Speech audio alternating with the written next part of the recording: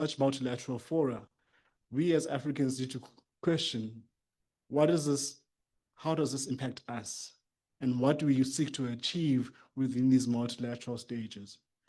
And for South Africa, purposely targeting issue and initiatives and thematic areas that impact not only South Africa's developmental challenges and ambitions, but the broader continental ambitions is a very critical step in the synergizing of Africa's ambitions and aspirations within the global geopolitical nexus.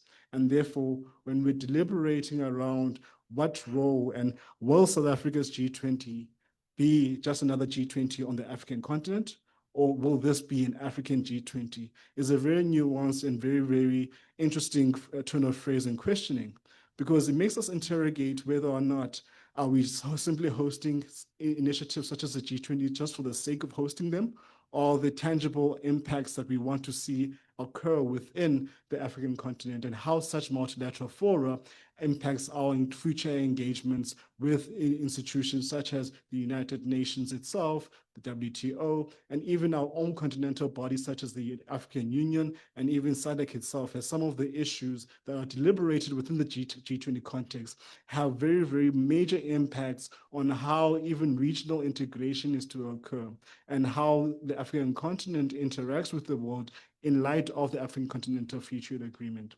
So when we deal with issues such as debt and the impact of debt on developing countries, it is very essential to locate within the nexus of how does this impact on our developmental aspirations as a continent, but also how do we now feature these within our broader continental frameworks and understanding, not only between governments, but also non-state actors as a critical voice of the people.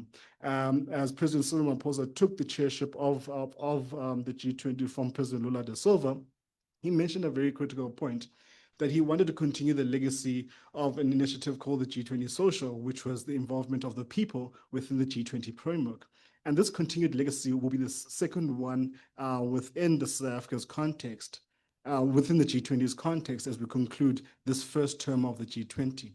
And as it moves to the global north, whether or not we impart our footprint and our rubber stamp as an African continent on these various initiatives will be very critical. And another aspect that's being considered within the G20 will be the compact with Africa, and how the G20 itself interacts and engages within the African continent, and how we as Africa define that sort of engagement. The previous compact with Africa was created outside of the creation of the African Continental Free Trade Agreement. And this preceded the Continental Free Trade Agreement. Now, what is the new compact with Africa, with the full realization that the integration of our bilateral and multilateral engagements in terms of trade and development are interlinked towards this broader aspiration of regional integration, upscaling of markets and development within the African continent through the African Continental Free Trade Agreement. But there's a lot to be discussed on whether or not this G20 is a G20 on the African continent, or whether or not the Africans themselves have been parted on this G20. But in order for us to lay the foundations for this discussion, I would like to bring on board Ambassador Madison Mpahla, who has served in a number of countries across the world, with one of his duties being former Minister of Trade and Industry in South Africa and assisting the Mbeki administration with the G20 itself.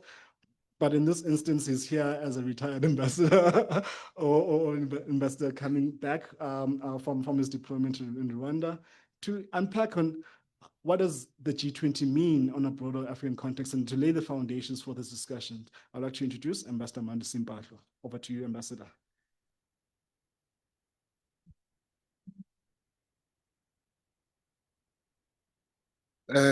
Thank you very much.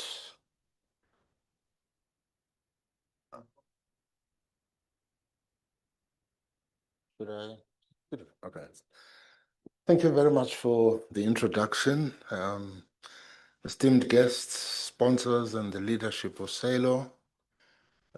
Also aware that we have several diplomats from various countries, and I'd like to acknowledge and recognize them. It's always a pleasure to be invited to participate and occasionally to speak in the SALO public dialogues on a variety of matters in particular those that have a bearing on our region and the continent more broadly. Invariably, these become important platforms to canvass and exchange views and to share perspectives on a basis that brings together multilateral institutions, government, trade unions, civil society organizations, democracy practitioners, and activists more generally. This in itself is of significance in the sense that it addresses the constant need to enhance, protect, and sometimes challenge our democracies and governance to ensure that they indeed become whole of society undertakings that do not begin and end with the casting of ballots. I've approached my remarks being keenly aware that with the Deputy Minister of International Relations, Mr. Alvin Bortes, as a keynote speaker, the public dialogue will have the benefit of a more comprehensive report on the work that has been done during South Africa's presidency of the G20. My approach has therefore been one that rather seeks to point to key anchors that should enable us to interrogate the questions before us and perhaps draw attention to matters in the wider global context that will have relevance to whatever conclusions we reach about the significance of this first ever hosting of the G20 on the African continent and the potential benefits we hope will flow from it. The first issue that I would wish to highlight as a key issue against which we should evaluate this G20 presidency is that with the attainment of democracy, South Africa made Africa the first priority in the development of its foreign policy. This was significant as it meant that South Africa would, in its international engagements, position itself to be a key proponent and voice among other African countries, governments, and democracy practitioners that were engaged in struggles that sought to advance Africa's interests and to enhance Africa's position in global affairs. This meant a lot of things, which would be too numerous to mention in the short time at my disposal, but included, among others, being a key player in Africa's own endeavors to look inwardly at the initiatives that Africa needed to undertake to enhance its own political stability, improve electoral practices that would serve to promote democratization, develop mechanisms to resolve conflicts, adopt measures for its economic development and prosperity and greater integration into the global economy, and reform of its own institutions for attainment of these objectives. It was out of all these that we saw the transition from the OAU to the AU and its supporting institutions such as the AU Commission, the Peace and Security Council, adoption of NEPAD, and the establishment of the Africa Peer Review Mechanism, which was really meant to be a platform that we created for ourselves to learn from each other. And I think that today we actually have to look back, at all of those initiatives, with questions as to whether these things that we have created for ourselves, for our own advancement and to learn from each other and to promote our own economic development, whether we've given them the necessary wherewithal, capacity, and to be able to achieve these objectives. And later, of course, the development of Agenda 2063 and the Africa Continental Free Trade Area. Of relevance to today's public dialogue was the issue of African representation and voice in institutions of global governance, multilateral institutions, and plurilateral organizations such as the G20. In this regard, I can personally attest to the fight that South Africa waged to have the African Union take its place as a member of the G20 in the same way that the EU had become a member. When I was South Africa's Sherpa for the G20, at a time when there was an attempt to increase European G20 membership. It was thus an important milestone that this was achieved during India's presidency, and within a period of 3 successive presidencies of the G20 by South countries, namely Indonesia, India, and Brazil, and culminated in South Africa's presidency. So I'm raising this issue, as a key issue that we would have to look at. I mean, South Africa has fought for this, and ultimately it was achieved ahead of South Africa actually hosting the G20. And I think that South Africa, having fought many battles to ensure that this was achieved, I'm sure it would ensure that its hosting of the G20 presidency gives meaning to that fight that South Africa waged to make sure that the African Union was accepted as a member in the same way that the EU was.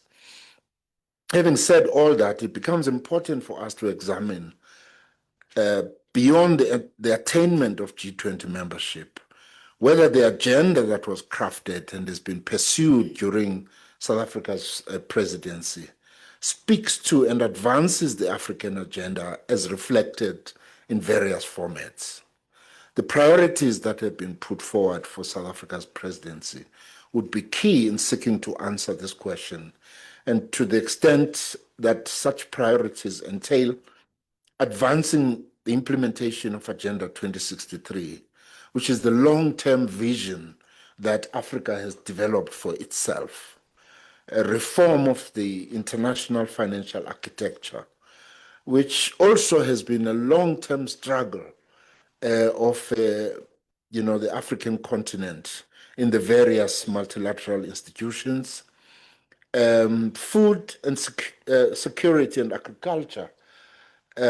We would be aware that the comprehensive agriculture development program was a key program that flowed out of the new Partnership for Africa's Development, NEPAD. The just energy transition to balance African needs with the climate change agenda. Trade and investment to deepen African industrialization and enhance its trade. And also the health and vaccine manufacturing to reduce African dependence in dealing with pandemics and outbreaks of diseases. And we would know what the experience was with COVID-19 when Africa had no capacity of its own to produce vaccines and had to depend really on leftovers, maybe handouts, because there was the tendency to hoard the vaccines by other regions in the world that had the capacity to do that. So these priorities that have been put forward for South Africa's presidency of the G20 do suggest that there's been a real effort to mainstream issues of importance to the African agenda into the work of the G20.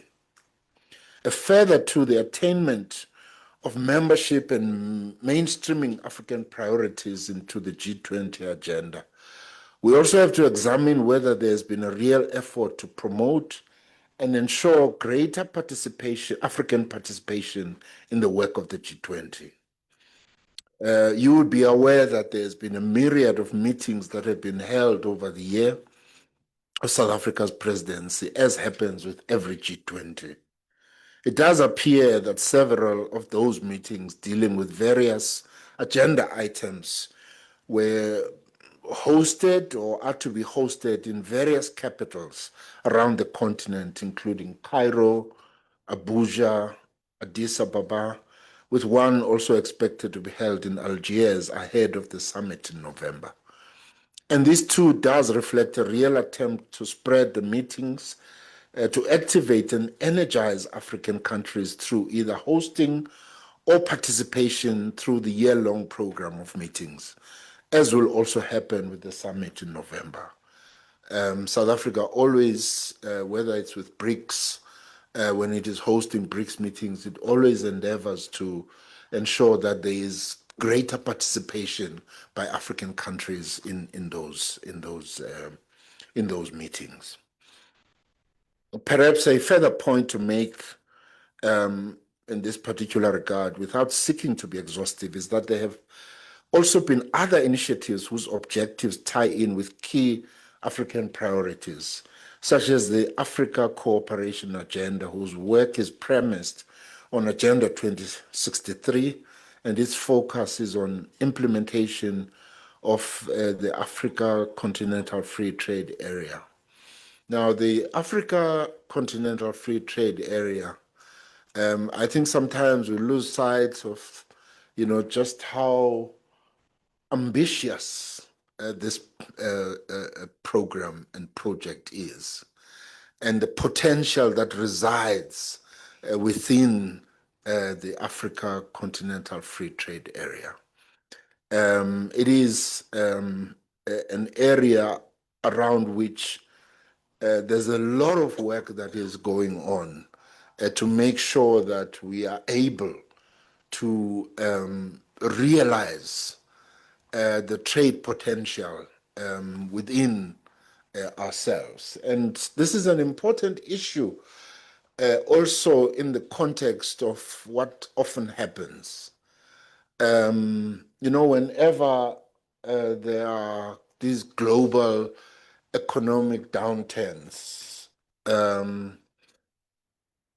it hits us harder because we do so little trade among ourselves. And if you observe, for example, in Asia, I don't know what the figures are today, but when I had last checked, ASEAN, I think, had 40% of trade among Asian countries. That might have, improved over time. And that meant that even with a global economic downturn, it doesn't hit you as hard as it would because you still have quite a lot of trade that is taking place within the region. And Africa, it stood, I think, at about 10% or so of trade within itself. So this is actually quite an important, program to unlock the trade potential that resides within the African continent. Where was I? So this Africa cooperation agenda, is meant to enhance the implementation of the Africa Continental Free Trade Area, promote investment into Africa's productive sectors. And a key question that we have to interrogate in this particular regard is how do we harvest the various relationships that we have as the African continent?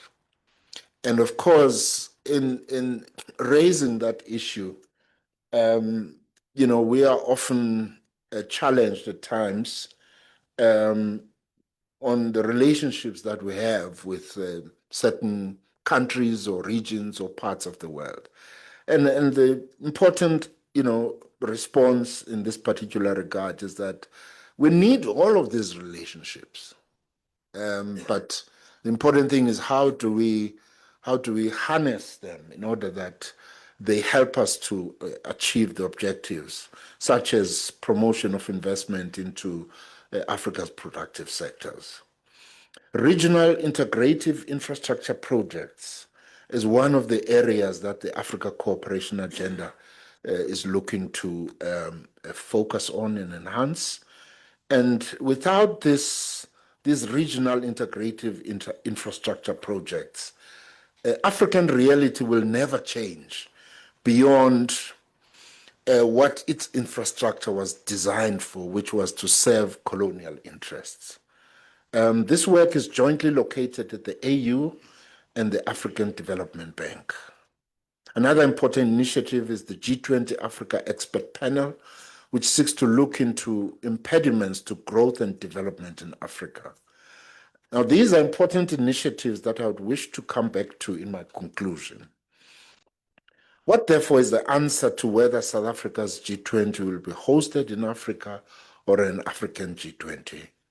I take the view that the G20 is a global, plurilateral organization that brings together developed and developing countries and includes two continental bodies, the EU and the AU, and will remain a global organization.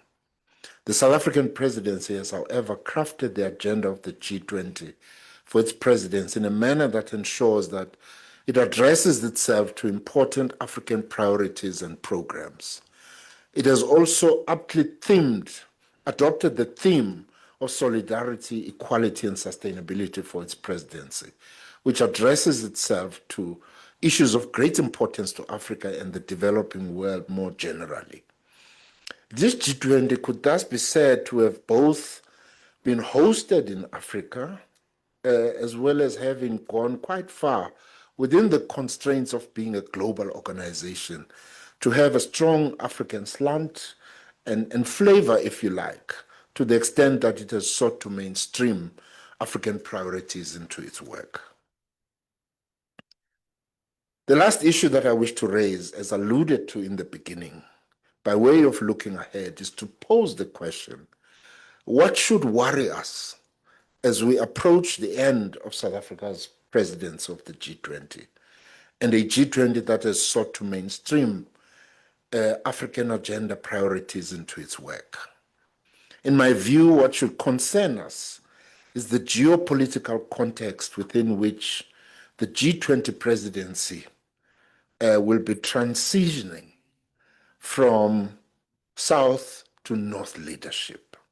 And pertinently, which direction the work of the G20 will be taken henceforth.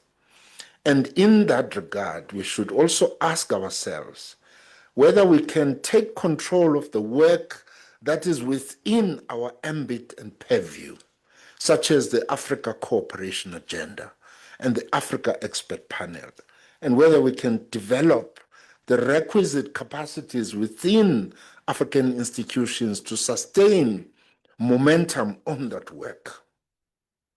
In this regard, one of our biggest challenges, in my view, will be to significantly beef up the capacities of the AU and regional bodies to ensure that the benefits of AU membership of the G20 and of mainstreaming African priorities into the South African presidency can be taken forward beyond the 2025 incumbency. This capacity building must also find expression in member states of the African Union to ensure realization of the potential benefits that emanate from these programs. The question is, can we do it? Will we do it? I look forward to hearing, other contributions in this regard. Thank you very much.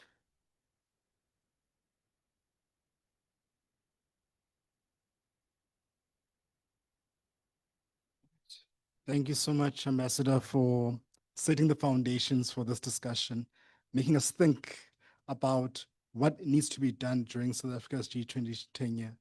What are our contributions towards this?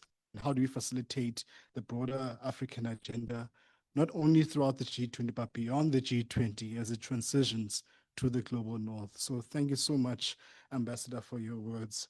I would like to bring onto the podium Kesa Mopipi from the South African Institute of International Affairs, a G20 researcher, to just expand and discuss South Africa's agenda within the G20 and your perspectives of the Africanness of South Africa's G20 presidency. Over to you, Kesa. You can come to the microphone, please. There were a bit of complaints from the online platform that they couldn't see the ambassador a bit, so I would kindly request that you come to the online platform, to the podium.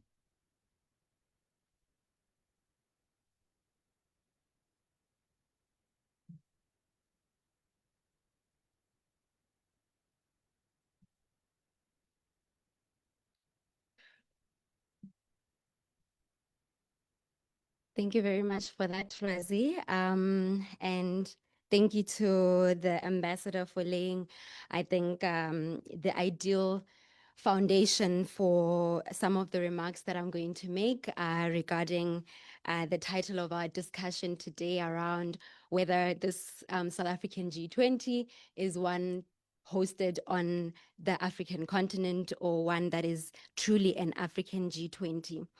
And without reiterating some of the important points that have already been made, I want to just highlight a few remarks around my view on this topic.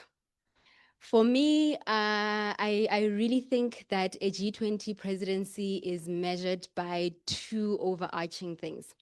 Firstly, the ability to set out a well-articulated agenda that is in line with policy priorities of the G20 presidency and is able to really spotlight the issues that are of interest to that particular country or presidency.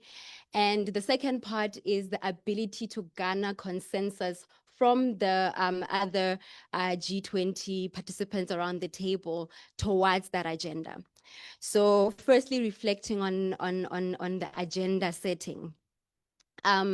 For me, really, the strength of the South African G20 presidency has been in its ability, as articulated by the ambassador, to really platform, building on the previous three developmental presidencies of the Indonesians, the Indians, the Brazilians, a developmental agenda and mandate.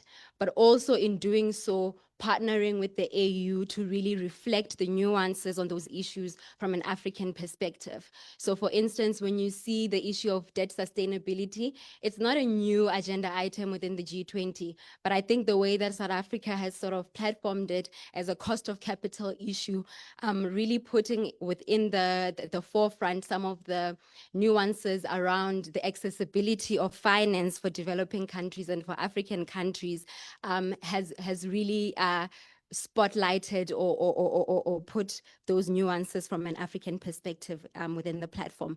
Another key example of how South Africa has sort of approached an agenda item from an African perspective, I think, is the issue of illicit financial flows, as it has shown its manifestation within the development working group, and being able to come up with an outcome document that speaks to illicit financial flows, that is also a call to action, I think really hits at the heart of one of the issues that many African countries can relate to, especially within the context of declining development aid. I think another important initiative that the South African presidency has pushed forward is AI governance on the continent, its relevance within the continent, and the recent launch of the AI for Africa initiative, which really seeks to garner support from G20 countries to invest in those capacities, invest in the skill set that is necessary to make sure that AI works as a development tool within the continent. And then I think the second part that I mentioned around consensus building is really where the difficulty and the challenge will be for the South African presidency. We have these agenda items, we have the world's leading economies discussing these issues. To what extent is South Africa able to really garner the political support necessary to build coalitions of the willing, I think, is the important point for us to focus on. And a colleague of mine often reminds me and likes to reiterate that in these kinds of spaces, progress should really be measured in millimeters. So my other point or emphasis in this aspect is to really say, I think the South African presidency has been successful. It has set out the agenda. It has placed the issues on the table. That is progress measured in millimeters.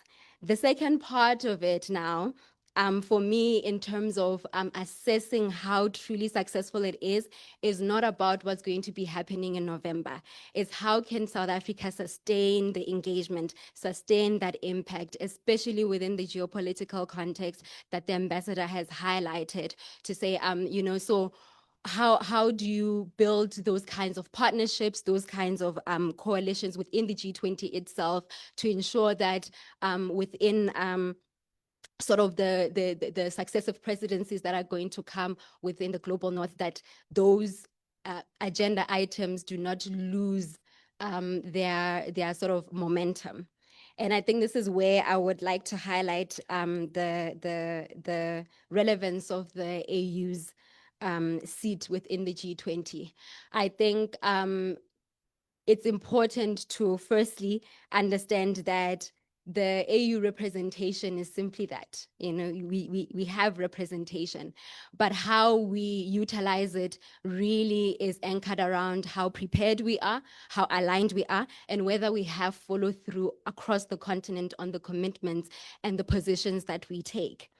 And I'm going to make emphasis on three aspects that I think are important in this regard. Firstly, and I believe the ambassador also alluded to this, is that there's an importance of buy-in by African countries themselves.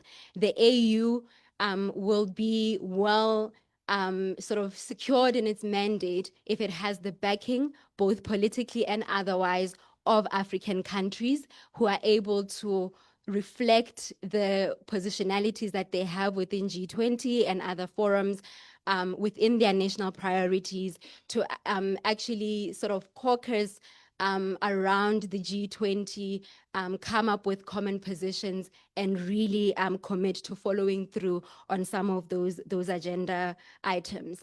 The second aspect, or the second point that I want to make in this regard, is that the G20 is not a parallel process to other global forums, whether it's within the UN or the core process, for instance.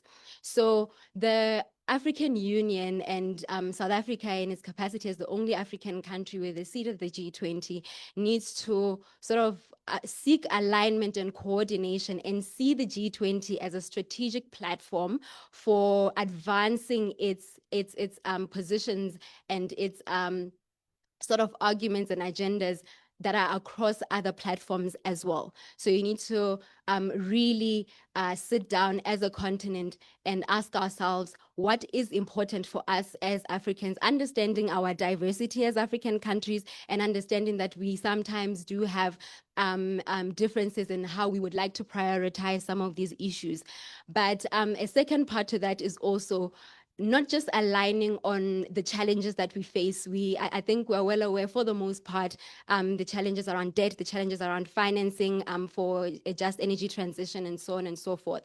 So I think we don't just need to align on the challenges that we're facing or the challenges that we have within global processes, but also align on the solutions that we want to advance within these global processes. And I think they need to sort of have convergence within the G20 and outside in broader sort of global forums as well.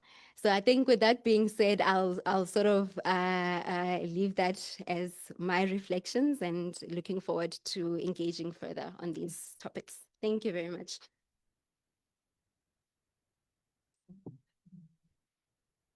Thank you so much, Kesa, for your contribution and highlighting these various aspects around the G20, reminding us that we shouldn't expect big bang changes with regards to Africa's tenure, that incremental change is at times the more hardy, the more sustainable, and the more fruitful journey that we have to undertake, even when we are hosting such initiatives.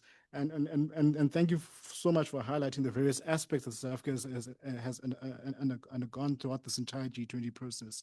Since this is a hybrid meeting, I would like to shift quickly to the virtual platform and bring on Jason Rosario Braganza, the AfroDad Executive Director, to please come onto the platform for your contributions. You may unmute yourself.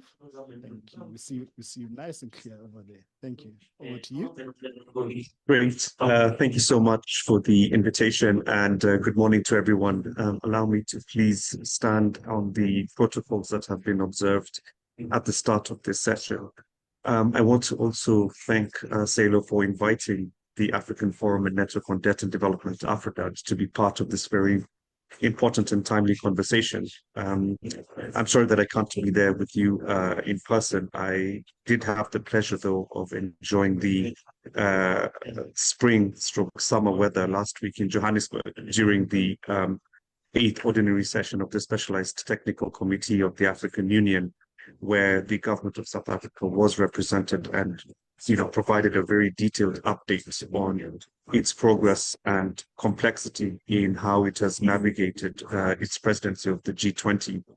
And I think it's with this context that I would like to complement what has already been said by the previous speakers. I think first and foremost, it is very important to recognize that this is both a G20 that is happening in Africa, but it is also a G20 that is happening for Africa, as well as a G20 that's happening by Africa. And I think the representation of the government of South Africa, as well as the African Union Commission, means that the entire continent and its people are well represented in this process and in this presidency. The complexity, of course, arises from the fact that the world, as we have conventionally known it, has been turned, I would say upside down, but I think upside down would be putting it very mildly in how we as a continent are having to interact and engage in global processes and global topics that affect the continent. The context to this, if we're just to take one of the issues that is a priority for the South African presidency, is the debt crisis that is affecting the continent. As I mentioned, I was in Johannesburg just last week and for the AUC meeting, under which the theme was bridging Africa's health financing gap in a challenging geoeconomic context, challenges and potential solutions. And if we were to sort of dive a little bit deeper into this, not so long ago, the government of South Africa was championing a very innovative and progressive set of proposals in the WTO, the World Trade Organizations, to try and get the international intellectual property rights removed for the production of COVID-19 vaccines.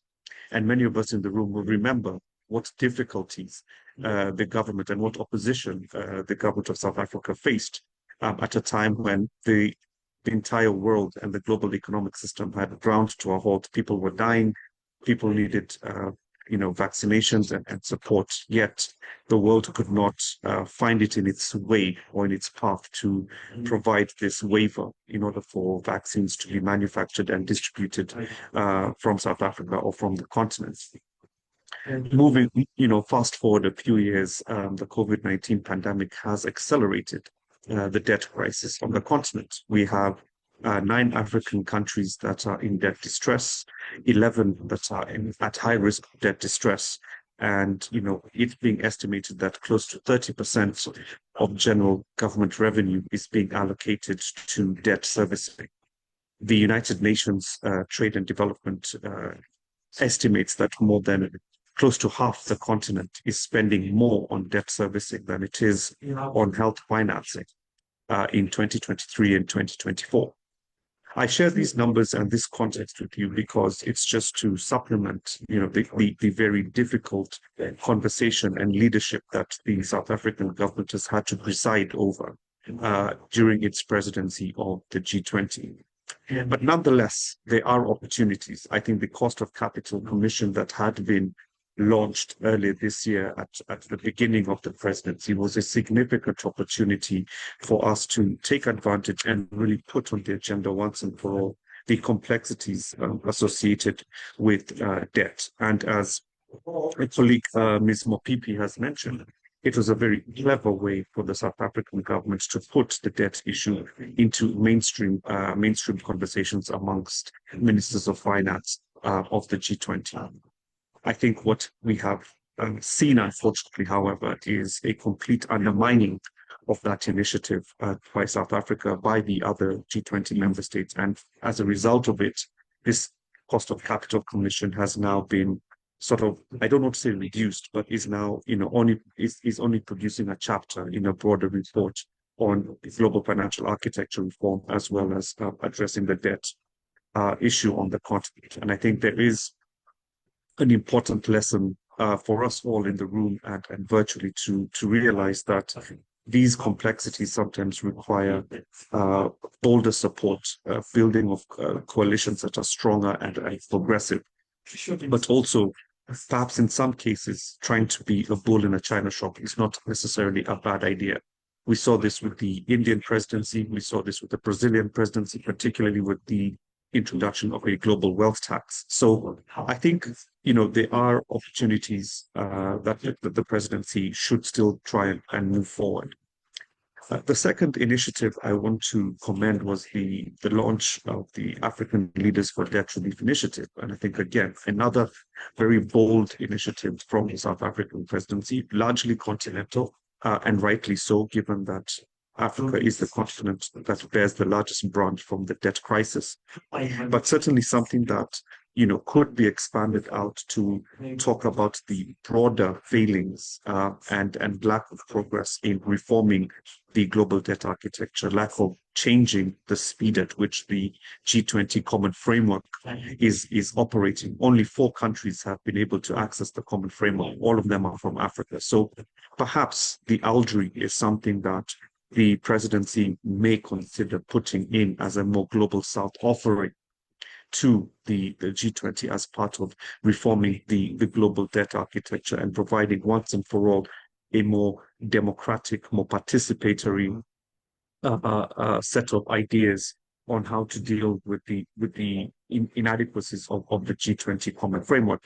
And here, again, I just want to lean on Ms. Mopipi a little bit on the point that she made that, the G20 is more than just acting in a vacuum. It acts in a situation where there are so many different axes of power.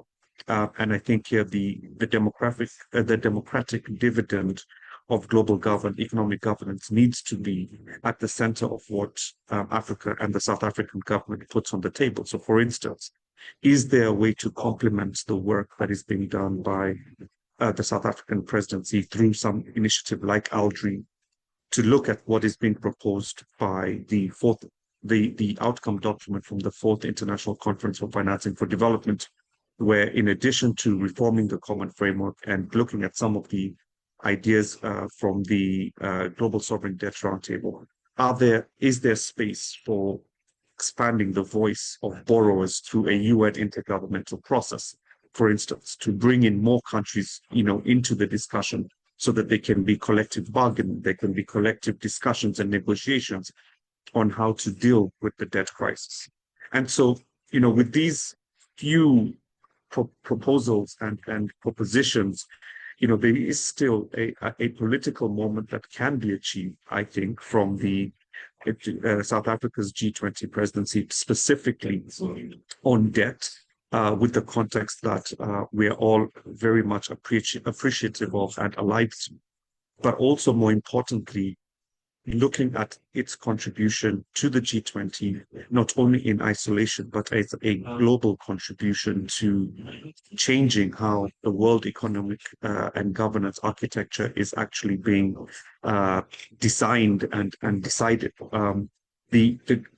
South Africa has on many occasions been at the forefront of some of these very transformative conversations. Just this week, in Johannesburg as well, there is one of AFRIDA's partner organizations, Tax Justice Network Africa, hosting its Pan-African Conference on Illicit Financial Flows and Tax.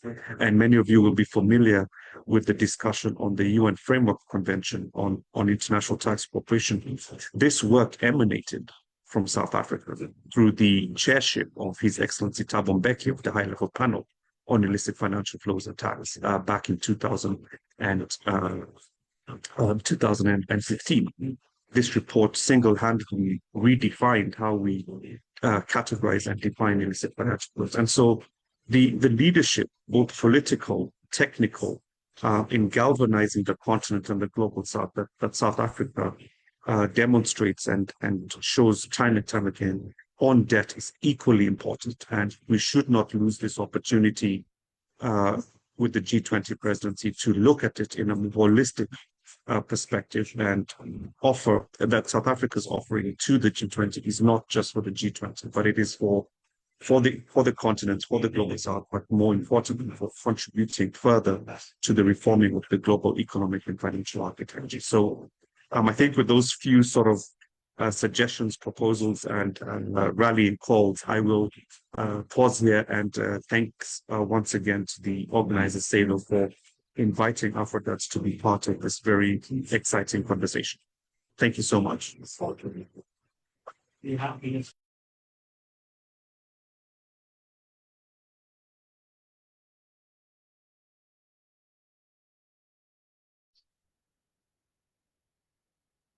Thank you very much.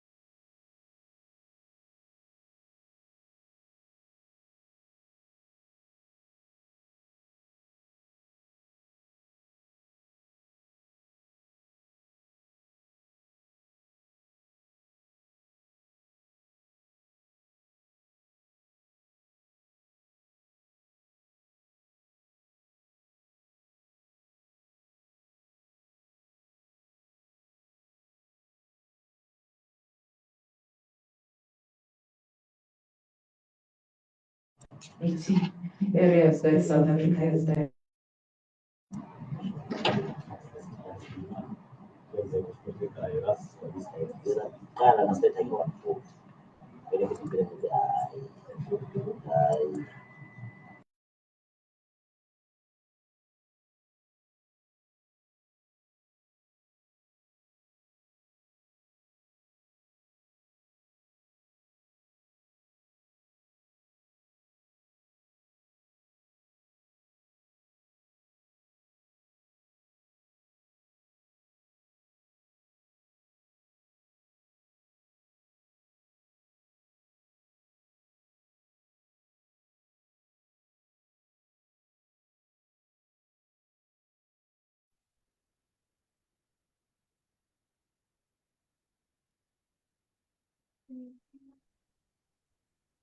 Should I?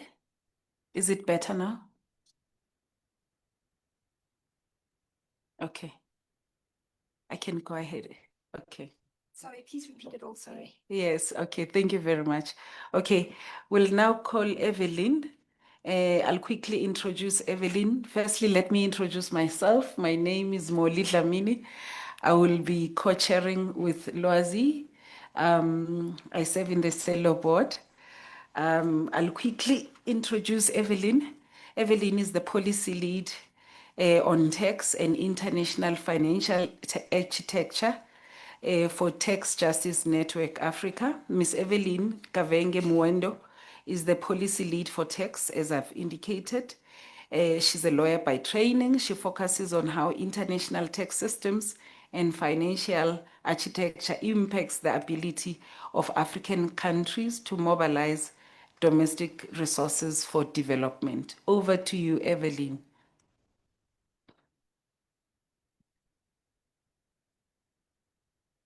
Hello, can you hear me clearly?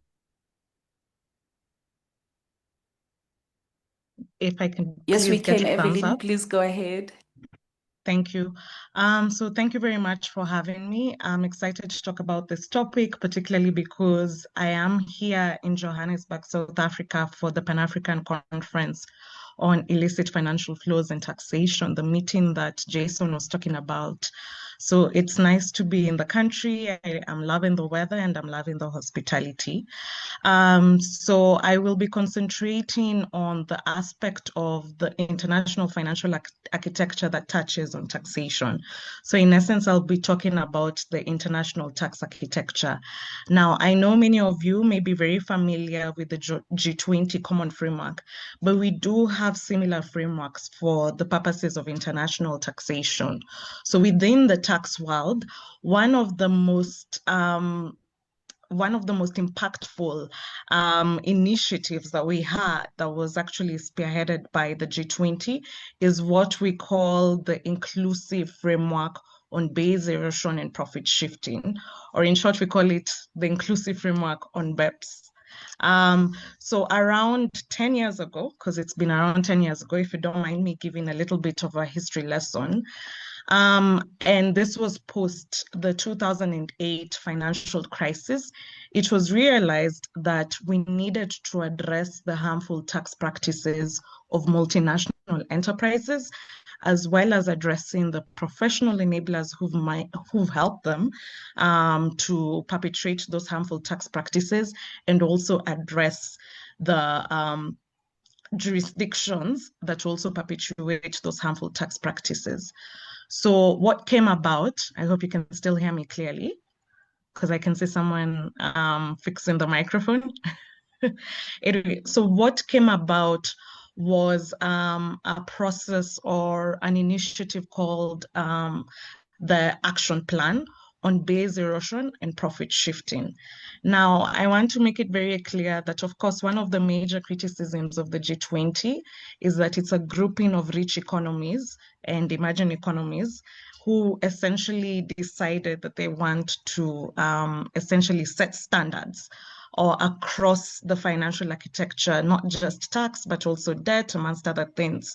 And so this is what happened back in 2015. So the G20 essentially mandated the OECD, which is the organization on, I don't know what the OECD stands for, apologies, I never know what the OECD stands for.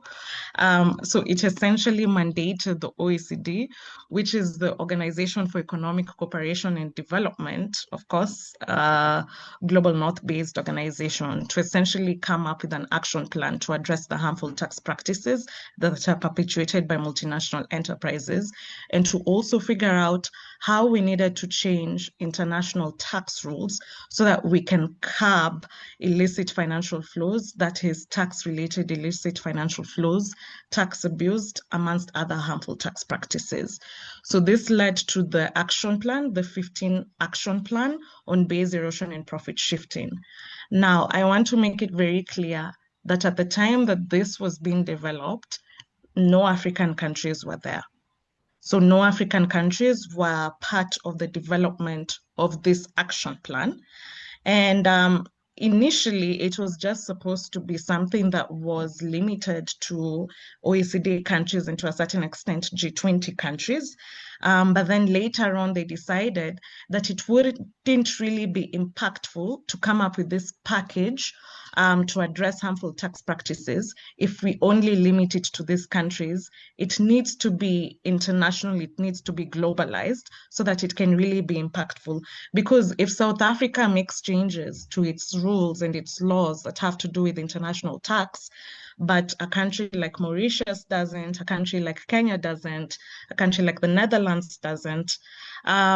So what is going to be the result is that it's going to have a distorted sort of impact. So they opened up the space to non-OECD as well as non-G20 countries. And this is what they were calling the inclusive framework on base erosion and profit shifting. And in order to be part of the inclusive framework and on BEPS, can I please allow me to use the short form? You needed to adhere to certain minimum standards, and these are 4 minimum standards, and I won't go into the details of what these 4 minimum standards are. But please also take note that we weren't part of the selection of what these 4 minimum standards are. And true to form, you know, African countries actually did join the inclusive framework because even they realize that if developed countries are losing around 100 billion US dollars, this is an OECD estimate, it's not something I'm pulling out of my head, 100 billion US dollars because of BEPS, then developing countries that unfortunately sometimes have much weaker tracking systems, particularly with tax abuse, could be losing out on even more. So as we speak right now, there are around 27 African countries that are part of the inclusive framework on BEPS. 27 African countries, including South Africa, amongst others. So South Africa is very unique because it's not just an African country, it's also a G20 country. Of course, you know that. It's one of the only states that's actually a member of the G20 and has been for a very long time. So over time, African countries, of course, became part of the inclusive framework. They even went through several peer reviews to see if they were adhering to the minimum standards. And then around 2021, they came about a new proposal, or what I would call a solution, that came out of what we call addressing Action 1. It was actually supposed to come out of Action 1, which was addressing the challenges of the digitalization of the tax challenges of the digitalization of the economy. So one of the things that was discovered through the BEPS process and through the BEPS package is that multinational enterprises, particularly multinational enterprises that are in the digital economy, could generate revenue in your country without any physical presence. So I'll give you an example of a country such as, let's say, Liberia. There might not be a single Google office, a single Amazon office in Liberia. I'm not sure. So if I am wrong, I am happy to be corrected. I stand corrected. There might not be a single office there, but somehow Google is still able to generate a certain amount of revenue simply because of users who are in Liberia. So users' contributions contribute towards the revenue that Google manages to generate in Liberia without having a single physical presence, without having any office, without having any employees on the ground, without that. And so it was realized that we needed to change international tax rules in order to keep up with the digitalization of the economy, with the globalization of the economy, and that simply the international tax rules were not fit for purpose for the digital economy. So they came up with this two-pillar solution on addressing that. Now, Pillar 1 initially was supposed to be exclusively on taxation of the digital economy. And then Pillar 2 was supposed to address tax competition, which is where countries keep competing for investment. And so in order to do this, they use tax policy and particularly tax incentives. So they keep giving lower and lower and lower incentives.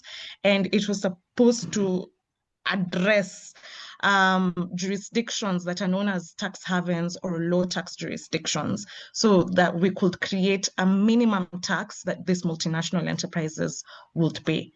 But you will notice in 2021, there was discord amongst the participants of the inclusive framework, because of course the two-pillar solution came through the inclusive framework. So you had countries like Kenya and Nigeria outrightly reject the two-pillar solution, because essentially what was being forwarded is that in order to become part of this multilateral solution of addressing the tax challenges of the digital economy and essentially the digitalization and globalization of the economy, you had to stop unilateral measures. And unilateral measures at that time and to this day are measures such as digital services taxes. But then the manner, because I won't get into the specifics, the manner in which the solution was designed, or this proposal was designed, is that to a certain extent, and actually not to a certain extent, is that it greatly disadvantaged developing countries, global South countries. It greatly, greatly disadvantaged us.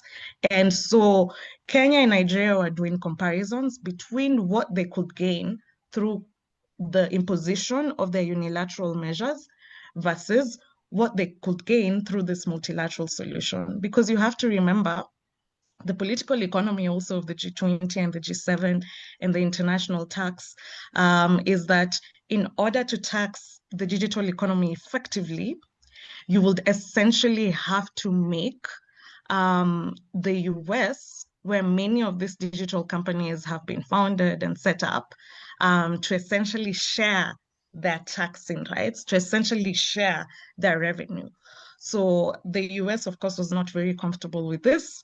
And so they were very uncomfortable, particularly with digital services taxes, because countries such as India and France had started imposing these digital services taxes, and they preferred to instead have a multilateral solution, which of course they also had a hand in sort of designing, so that they could limit also the amount of cake that they would have to share, or at least the amount of cake that they would have to share will be a bit more equitable in their perspective. So for that reason, you could see some discord amongst major market jurisdictions, including India, but then it was outrightly countries like Nigeria, Kenya, Pakistan, and I think Indonesia that outrightly rejected the two-pillar solution, and particularly they expressed their concerns with Pillar 1. They also expressed their concerns with Pillar 2, and in fact, we started a campaign with some South African CSOs, I think AIDC is in the room, on rejecting the G20 OECD-led two-pillar solution for those reasons, because we thought it was shortchanging African countries. Also, the processes in which these international tax rules were being made were not inclusive. They were not democratic. There was no transparency. Civil society organizations couldn't just participate in OECD processes. It was very difficult also for African countries to participate on equal footing. There were a lot of non-state jurisdictions that were also involved in this, and it simply wasn't working. The governance and also generally the whole BEPS process, as well as the inclusive framework, did not reflect African priorities, African realities, and the level of capacities that we had in this continent. So that was the general feeling amongst African jurisdictions that, particularly in good faith, had really been negotiating in this G20 OECD initiative. And so as a result of that, in 2022, you could see there was an African ministers meeting in which they called for reforming the international tax governance system, and they called for having this happen at the United Nations. And so this is something that African ministers got behind. They essentially were saying, we are tired of the OECD essentially dominating international tax processes and rulemaking on international tax processes since, the time of since for almost when was the OECD formed? It was formed post Second World War, since post Second World War. And so as a result of that, in the same year, that is 2022, at the end of the year, the UN, the African group at the UN General Assembly, tabled a resolution to essentially increase the inclusivity of the international governance tax system and make it more universal, and therefore by making it more inclusive and universal, make it more effective. Because even when you look at the reports of the OECD themselves on how well African countries are implementing the OECD initiatives, we aren't doing very well as a continent. Very few of us, like around 4 countries on one aspect, and this is particularly on exchange of information, are doing well. Like we aren't really meeting the standards because in the first place, the rules were not made by us and they weren't made for us. They don't suit our realities, our priorities, and our level of capacities. And so as a result of that process, the Secretary General was tasked with coming up with a report on how inclusive and universal the international tax system is and what needs to be changed.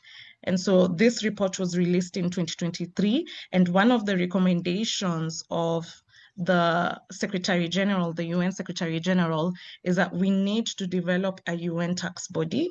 We need to develop a UN convention on international taxation. There were several options, but the one that ended up being selected was the UN Framework Convention on International Tax Cooperation. Now, I know at this stage, you may be thinking, we aren't here to talk about the UN, we're here to talk about the G20, but you haven't really mentioned the role of South Africa in all of this. The historical context is absolutely important, because then I get to bring you from what's happened 10 years ago, and I get to talk about what's been happening now in 2025. So the UN Framework Convention has begun, and of course, the G20 process still continues happening. Last year it was in Brazil, this year it's in South Africa.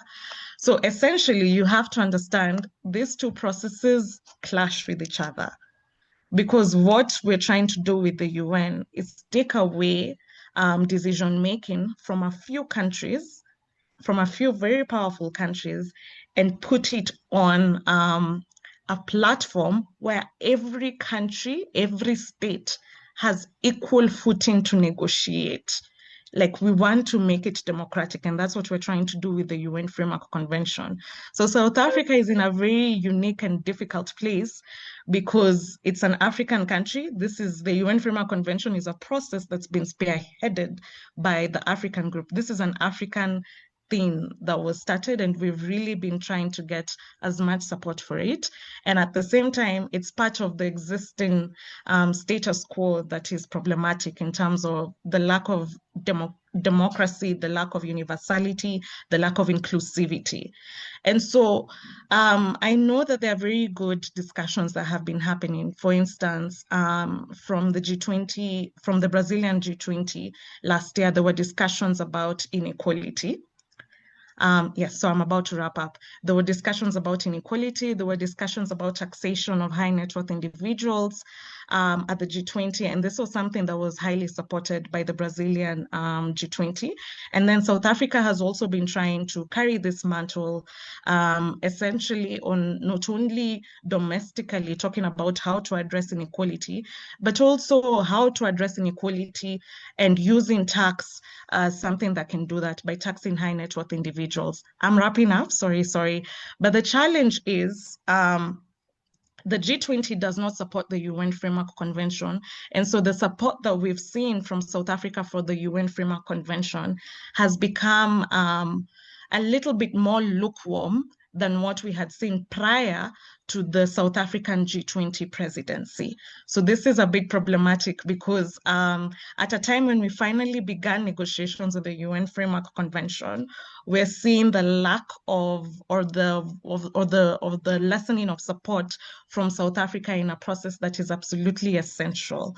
And so I understand that South Africa is facing some difficulty, but it has to be understood, even when you have the best intentions with proposals such as taxation of high net worth individuals, if they go through the wrong forum, the end result is going to be that we're going to be shortchanged. And that is what we're going to see eventually with some of the proposals that we've seen within the context of taxation of high net worth individuals.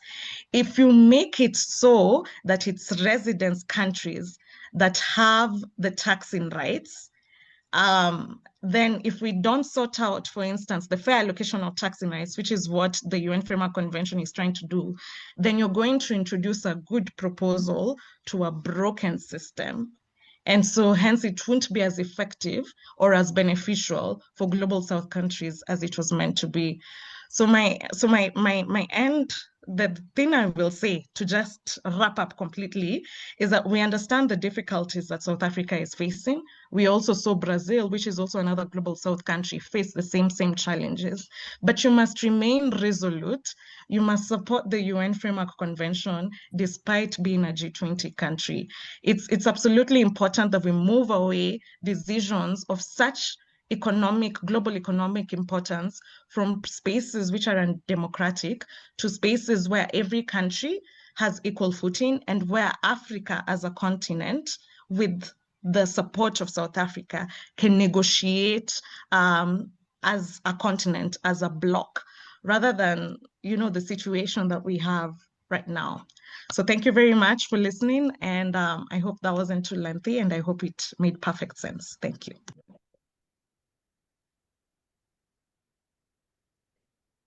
Evelyn, thank you very much. It can never be too long, especially when we are learning. It's just that it's only long for this session, but we really, really appreciate how you've also opened our eyes about the need for, reforms in the international tax regime. And how it affects the continent negatively, the way you have put it. So I hope you'll stick around, Evelyn. Without much ado, we will move on to our next speaker, a very colorful speaker seated here, Mr. Brian Garogo. I'll quickly say a bit about him. Mr. Brian Garogo is a Kagoro. I'm sorry. I have flu. I'm sure you know. I know how to pronounce your surname. Yeah, so you know how it goes when you have flu. Everything is just slow. Yeah.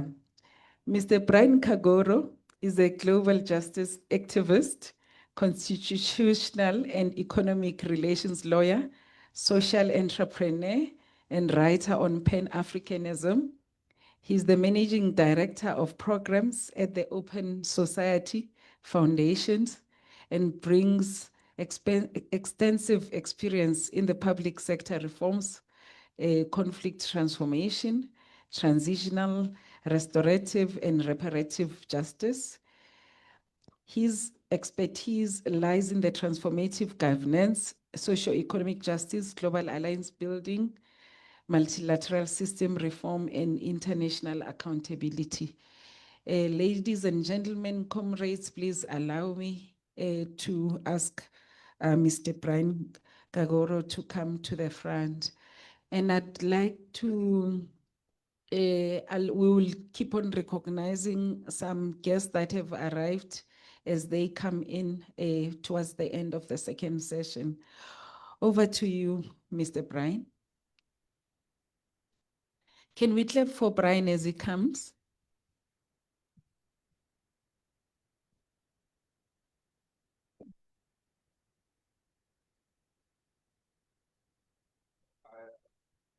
I almost came in a red shirt, and so it would have been truly colorful. It's good to see you, my comrade. It's been many years. I'm going to try, first apologies for doing what I'm always complaining about, arriving late.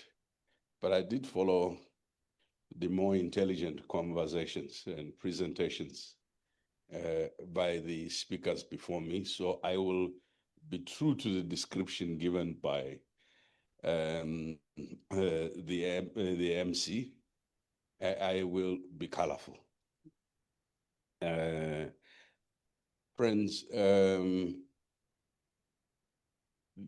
the geopolitical context has been described, often described as a new fragmentation of the world, rules-based order.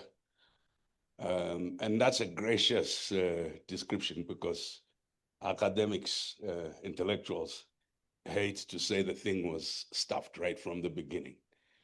Walter Rodney described it this way, that it was a system of division of labor that was structured to retain power over security, over technology, over economy, and power over decisions of what would become the future within the imperial power emerging out of the First World War, coming into the Second, and the colonizing powers. And that the structure itself wanted rules for everybody else, but these rules would not be applicable to those who were making the rules, especially in the terrain of economy and security, and I dare say technology.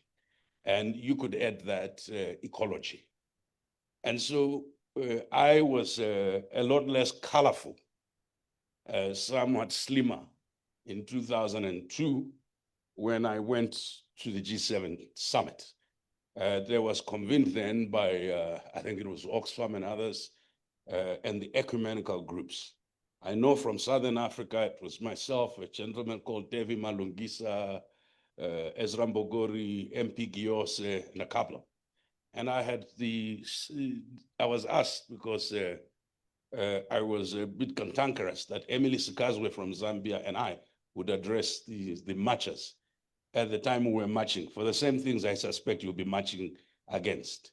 But the leaders were so structured that they met on some island, quite separate. It was in the middle of winter. So for the African, what were the things that we were marching against? Debt. At the time, we're more radical. We don't owe, we won't pay. Africa is owed a historical and ecological debt. We hadn't gotten to this debt framework, multilateral. No, at the time, we were simply saying, we don't owe, we won't pay, right? And it's important for us to see how NGOification and intellectualization of the struggle, pseudo-intellectualization of the struggle, has disconnected it from the indigenous people who were part of the 8,000 that gathered then. And it's also important to see how part of our abstractions, in order to make sense within global spaces that are talking technically about questions of we now call climate.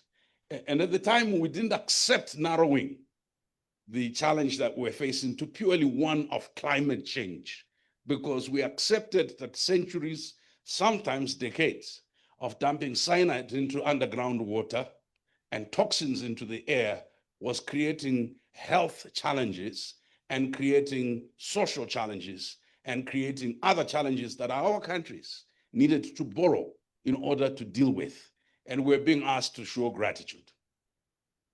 And even at that time, one of the key points I made, I think it is still online, was on financialization of the global economy and its militarization. I had just said this because I had read Samir Amin. I did not understand fully what financialization of the global economy and its militarization would look like, how you choreograph war and conflict in order to create the opportunity for extraction and sometimes reversal of rules that you have made on hydrocarbons, polluter pays, and etc. I'm just adding to the intelligence things that were said. So essentially, what we were battling with going to Indonesia was what would the first developing country or global South country host bring onto the table? And this continued to Brazil. And of course, you will know that as we arrive in Brazil, Brazil brings two issues onto the table. The rest, I saw Povin, I saw a couple of people here I've worked with for many years. If you read any ActionAid, Oxfam, Plan International, and etc. statement from 2001, in critique of G7, don't even worry about G20. It's almost the same person is writing about the same issues. The first arguments about taxing the rich did not come from elsewhere. They were raised from amongst ourselves.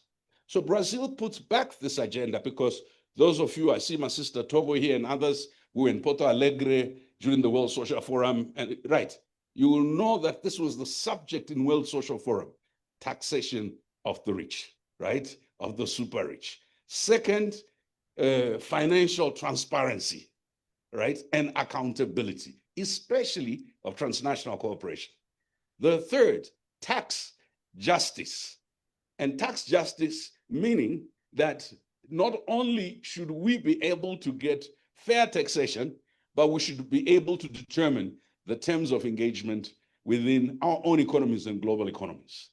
There was something that was added, which has only been solved by Ibrahim Traore. I don't know if he's fully solved it, which was the fact that a significant number of African economies were still tethered to the CFI, to the French economy. So having conversation about collective African positions about some form of sovereignty, some of you are young enough to remember we tried a single African currency through commerce at the WAPTA.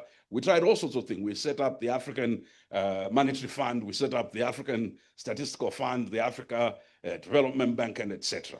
Why am I bringing these things? In East Africa, there's a proverb that says, the trees may have changed, but the monkeys remain the same. I want to suggest to you that, colleagues, we've been battling with the same refusal to budge on the same fundamentals within the space of the G20.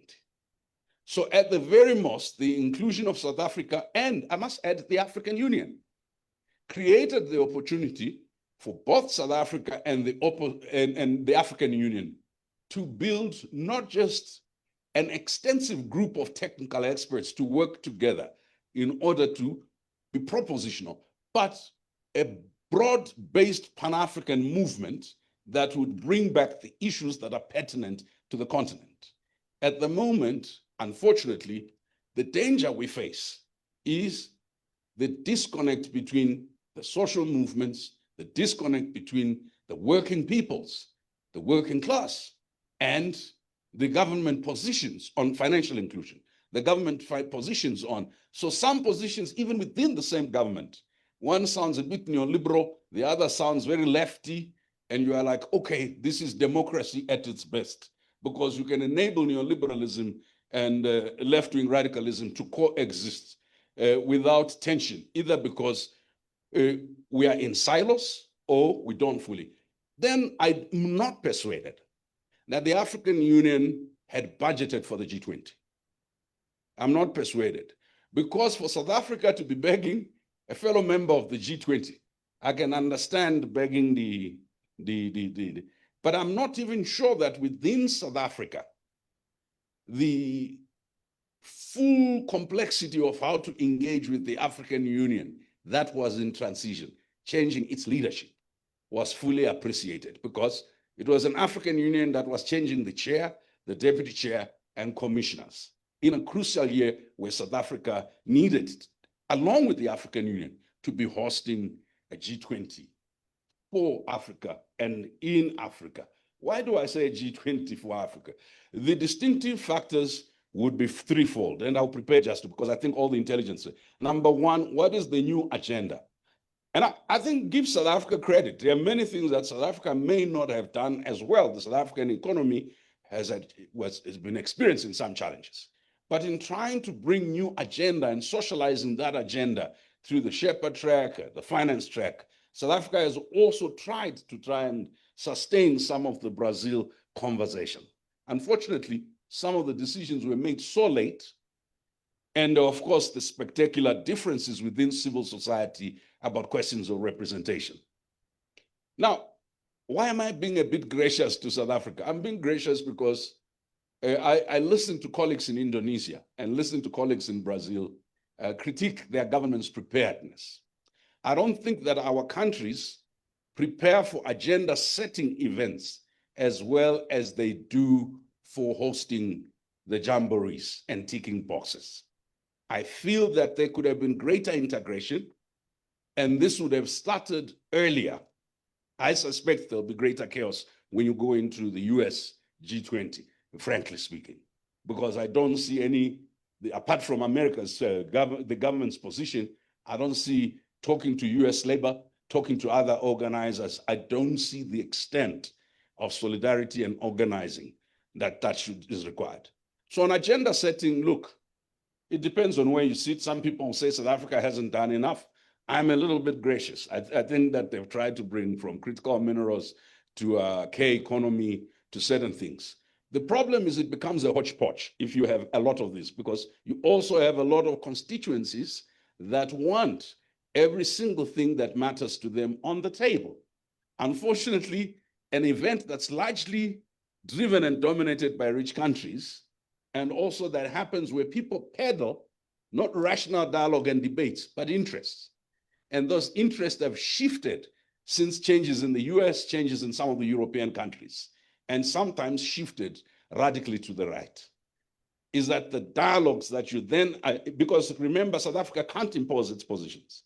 These have to be negotiated through the appropriate channels. And I think this is where the social movement, this is where the people's movement would have been quite useful. And the link between that movement and the Parliament 20 and the T20 and the Business 20 and the link with all the other and the Social 20 is a link that I think has been a bit tenuous. the decision on the S20 leadership was late. In the Shona language, when they say you've been given, or let me use football, when you are given a pass when the opponent is very close, they call it a hospital pass. And I think it doesn't give the leadership enough space. But is this a fault of South Africa? No. This is actually the handover process from country to country is a handover process that needs to be a little bit more methodical, right? Sometimes that handover process has to have receptacles in the receiving countries and also negotiations because you don't agree with everything that's handed over to you in the context of this leadership. So movement's important, collaboration, coordination, cohesion. I don't expect that the positions of Labour, of L20 and B20 will have been unanimous on everything, but there may have been agreement on some minimum platform of action. Getting these platforms to talk to each other may be actually a very interesting space. And the question is, where do you do it? Do you do it in the social 20 or elsewhere? What do I think were South Africa's interesting additions to this?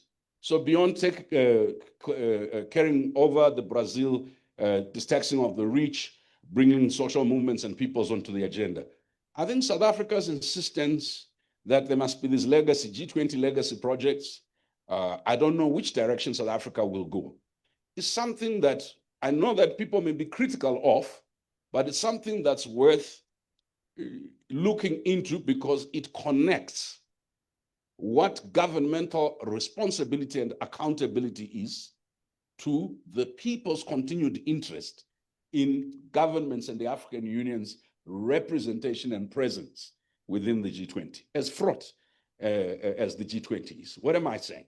So whether it's on sovereign wealth funds or it's on K-economy, I don't know what decision will be made on the legacy projects. I think that social movements and civil society need to weigh in, have that conversation with the government on what would be most important. I think South Africa having so many leading universities and think tanks, this may have been the best opportunity to profile some of this country's broad talent across various sectors. And it would have needed a lot of coordination, not just within T20, but a lot of coordination with various sectors, right? This is an opportunity to link the people with the researchers, the thinkers, with business, and also with the social movements and the policy makers. At the moment, there will be splendid events from the P20, interesting events from the C20, wonderful events from B20, revolutionary events from L20. There will be everything. The question is, what will it take to actually have impact? The signature of South Africa and the African Union on the G20. Now, you may have wondered, why did I commend and also say there are things that need to be done and without anchoring on those? I think that this was different from hosting a soccer tournament. It's different from hosting, because this is not about a judgment of South Africa. This is a judgment of the continent. And I feel that the continent, including the SADC neighbors, did not come to the party, even if they are not members of G20. I think that the continent, including ECOWAS and EAC, did not come to the party. It's almost they're waiting for South Africa to blow it so that they say, you see, or they are waiting for South Africa to succeed and say, Africa has done it. And it is important, perhaps as I prepare to close, that we still have a month, and a month is a lifetime in politics. We still have a month for those of you in this room to try. I actually think political parties across the continent, the parliaments across the continent, should have actually had a debate on G20, right? Because I think the idea is not that G20 is important.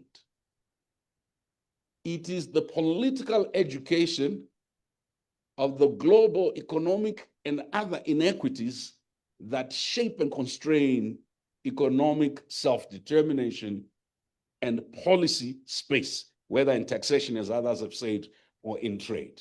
So the real opportunity of G20 is the political mobilization, the political education, and the consciousness that if you otherwise try to do this, you'd be accused of being loony left, of being simply a rabble-rouser. But if you refer to very specific things like taxation, gig workers, very practical things, and you have living gig workers, you have people who are factors, plantation workers, you have domestic workers that go to the global north, migrants that are exploited during the remittance processes, and etc. Then technical conversations about financial inclusion cease to be high and lofty conversations for us as technical. Then when we talk about processes, when we say BEPS process, or we say this process, it ceases to be so remote. Lastly, I think that what I've seen happen is that G20 is also often used to settle local discontent. So what normally happens with national group, protest movements and others is that they feel that when you are gathering, the media is there from elsewhere, it's the opportunity for you to name and shame your own people. Now, look, I cannot constrain the right of people to exercise liberty, but there also needs to be an assertiveness around what are those common African demands. Otherwise, what will happen, we all will know how embarrassing and embarrassed the African governments are, but we will not have made our point in the presence of global media about the injustices that people in the global north often don't see, because the caricature of why we are in the mess that we're in is not a description of what you heard in the morning, the structural inequities. It's not a description of the constraints of historically constructed global financial architecture, security architecture, and climate architecture. It's often that Africans are unethical, they are lazy, they are not intelligent, they don't think. So there is an opportunity in this window to actually hold global power to account through putting the best of our intellectuals, combining these discussions, having collective messages. Because everything was said before, I thought what I should say is the determination of whether or not this is truly an African G20 and not just a G20 in South Africa is not whether or not the US participates.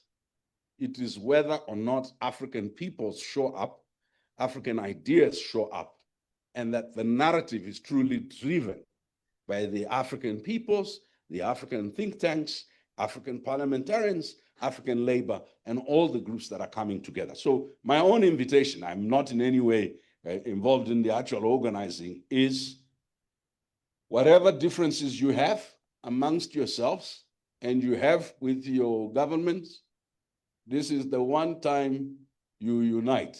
As they say in the family, when a snake enters the room, it is not the time to debate who amongst you is responsible for keeping the door open. You deal with the snake first, and then you say, why did you leave the door open? Thank you.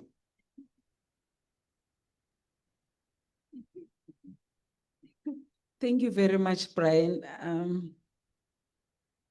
for your input and for the perspective and the call of action that you are making with the number of days that were left before the G20 takes place.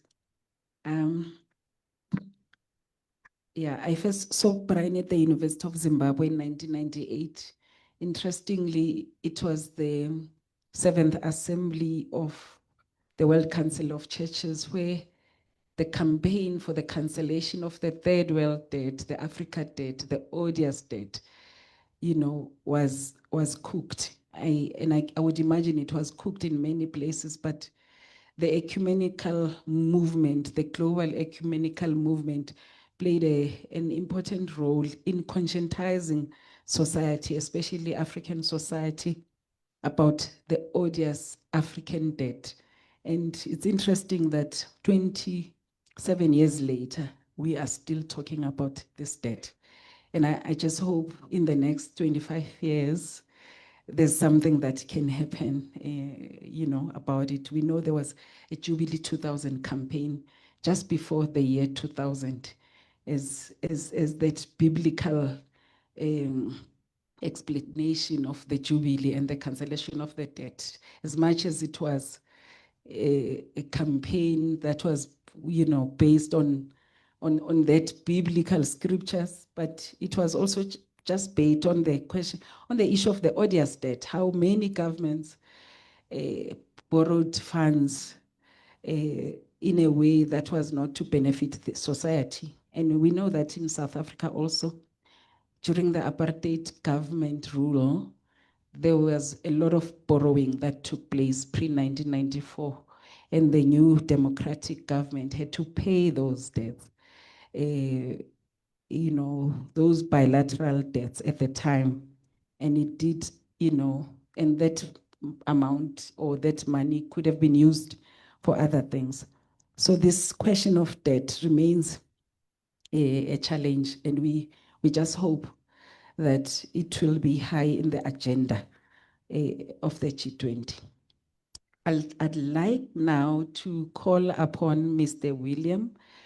As I indicated earlier, we'll recognize everyone later, the embassies that are here, because people keep on coming. We'll take Mr. William, and then we'll take a break, and then we'll do the discussions immediately after the break, just before the Deputy Minister makes his input. Okay, I'll quickly read William's bio. William is the head of the African Union's ECOSOC Secretariat. William has more than 20 years of experience of international development in international and local NGOs in Sierra Leone, in Kenya, in Ghana, in Cambodia, in Vietnam, in Thailand, in the Ivory Coast, in Ethiopia, in Zambia. Apart from just working for the AU as head of the ECOSOC Secretariat, he has a deep understanding of high-level setup and operationalization of the ECOSOC Secretariat, and is currently leading a 27-person team in the implementation of related action plans, programs, and activities of the Secretariat and those of sectoral cluster committees of ECOSOC. William, thank you very much for making the time, and over to you. And thank you very much. I hope I am loud and clear. Hello? Yes, you are. Thank you very much. Let me take this opportunity to extend greetings from African civil society organizations, grassroots movement, communities across our great continent who are basically joining us on this dialogue today. And I also want to add on the perspective that has been shared by my senior colleague, Brian Kagoro, on the question which we are gathered here to address, which is quite a tricky one, which is, will South Africa's G20 be a G20 on the African continent or an African G20? Some might see it as a play on words, a subtle distinction without real difference in my view. But let me be clear from the outset. This distinction is everything. It is the difference between Africa as a mere spectator and Africa as an architect. For me, it is the difference between repeating history and making history. Let us be clear, colleagues. A G20 on the African continent will be business as usual. It will mean the world's most powerful economies flying into Johannesburg, holding their meetings, issuing their communiques, and departing while Africa remains what I would call a backdrop, a venue, perhaps even a topic of discussion, but never truly a driver of decisions, which Brian was talking about. Our concern would or might be acknowledged in paragraphs carefully crafted to sound inclusive, while the real architecture of global economic governance continues unchanged, indifferent to our realities. This is a pattern Africa knows too well. How many times have decisions about Africa debt been made in rooms where Africans were not present? How many times have trade rules that disadvantage our industries been written without our input? How many times have we been told what is good for us by those who have never walked in our shoes? An Africa G20 is something entirely different. An Africa G20 means that Africa's priorities shape the agenda. It means our voices are not just heard, but heeded too. It means that when we speak about debt relief, it is not charity we seek, but justice that we demand. When we speak about climate finance, we speak as contributors to global climate solution, not as beggars. When we speak about reforming international financial institutions, we speak with the authority of a continent that has subsidized the development of others for far too long. So which kind of G20 are we witnessing under South Africa's presidency? Let me share with you why the institution I work for, ECOSOC, that represents civil society, believes we are seeing the emergence of an authentically African G20. First and foremost, South Africa has approached this presidency with continental consciousness. This has not been a solo performance that we used to see in certain instances. The South African government has consulted extensively with its peers, the African Union, and other key stakeholders, and the involvement of other stakeholders, and that is the reason why we are having this conversation today. At the level of the African Union, South Africa's G20 presidency, it is a matter of great pride. When South Africa speaks at the G20, it carries not just a national position, but a continental mandate.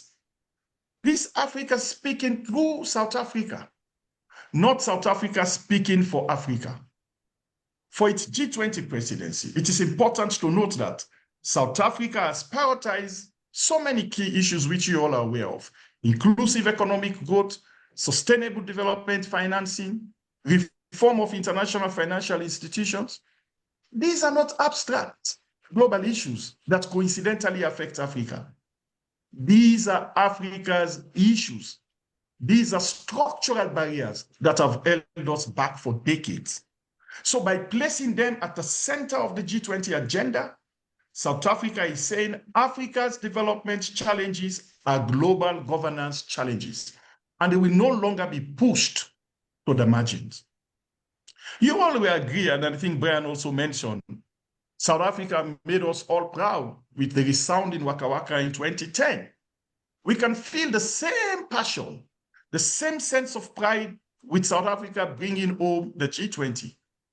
But this time, South Africa has worked to leverage and strengthen the African Union's permanent membership in the G20, which we achieved in 2023. It is crucial. It means that Africa is represented not just through individual member states, but as a continental bloc with collective voice and institutional weight. In fact, the G20, in my view, is no longer the 19 countries plus the European Union. I said the G20, it now includes Africa's 1.4 billion people speaking with one voice. So South Africa is championing Africa solutions, not just highlighting African problems. Let's take, for instance, the African Continental Free Trade Area. The Program for Infrastructure Development in Africa, innovative financing mechanism designed by Africans for African realities. These are solutions being elevated. So we are not asking the world to solve our challenges. We are asking the world to support the solutions we already design. These are not small achievements. These are fundamental shifts in how Africa engages with global economic governance. But let's be honest with ourselves. For an effective Africa G20, we need concrete deliverables, not beautiful declarations like Brian said. We need actual reforms to IMF quotas and voting structure. We need debt relief mechanisms that work for our economies, not just creditors. We need climate finance that matches both our needs and our contribution to global solution. We need trade frameworks that support African industrialization, not permanent raw material export. African states and civil society must come together to build a mechanism to sustain Africa's voice in the G20 beyond South Africa's presidency. This, in my view, means capacity building for African negotiators, strengthening institutional relationship between the African Union and the G20, and prepare the ground for future African G20 presidencies. This cannot be a one-time moment. It must be the beginning of Africa's permanent elevation in global economic governance. Will this G20 deliver structural reform to global economic governance? Will Africa concerns about debt trade, climate, and representation be addressed with the urgency they deserve? Will we look back on this moment as the time when Africa finally moved from the margins to the center of global economic decision-making? I believe we can, but only if we remain united. Only if we continue demanding that this be an Africa G20, not merely a G20 that happens to be in Africa. Only if we refuse to settle for symbolic inclusion when we deserve substantive power. I think because of time, I will want to stop here, but I want to say Africa's time is not coming. Africa's time is now. It is time for Africa. And therefore, all of us need to come together to see how we can make South Africa G20 a remarkable one. I thank you for your attention, and I look forward to our continued dialogue, especially from the civil society perspective, so that we see civil society providing input and perspective into this discussion. Thank you for the time given to me.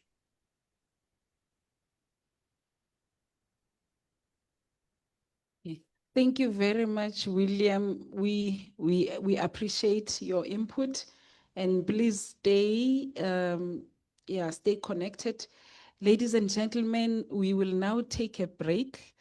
It will be a quick break so that we can come back since we have gone over time. 10 minutes, 15 minutes?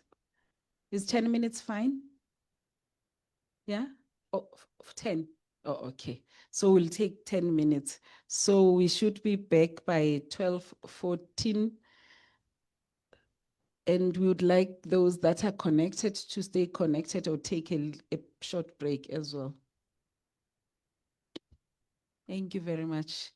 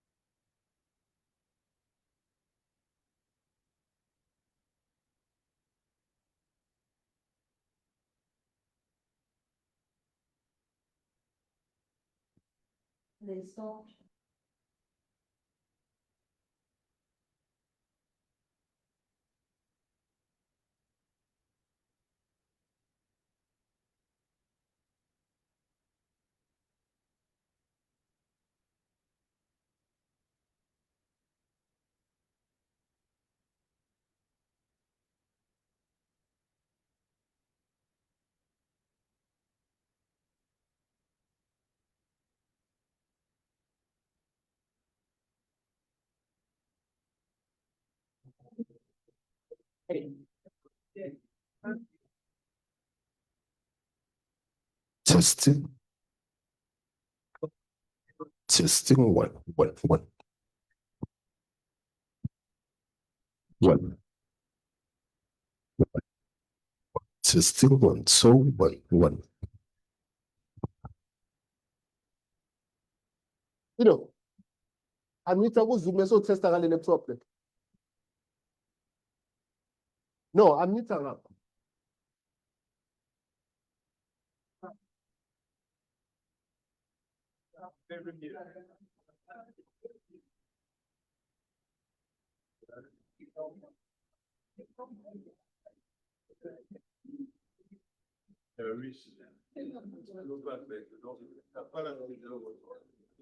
Testing, one, so one.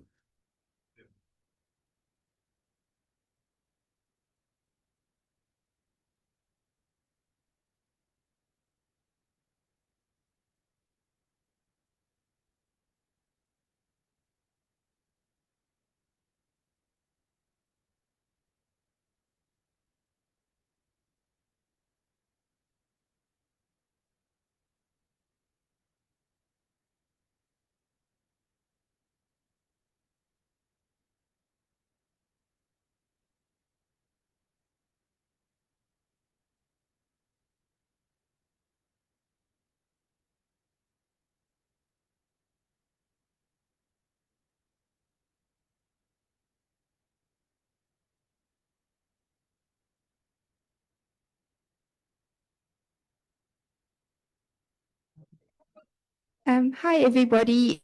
I think in 1 or 2 minutes, if we can go back to your seats and then we can continue with session 2. So everybody grab a plate, grab a drink, and in 2 minutes, we'll get ready to start again. Thank you.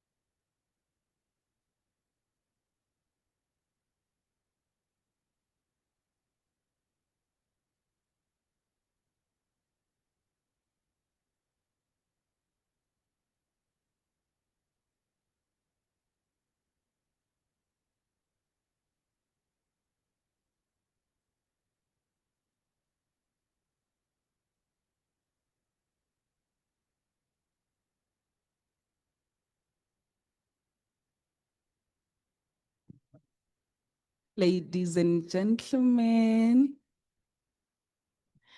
as we prepare to sit down,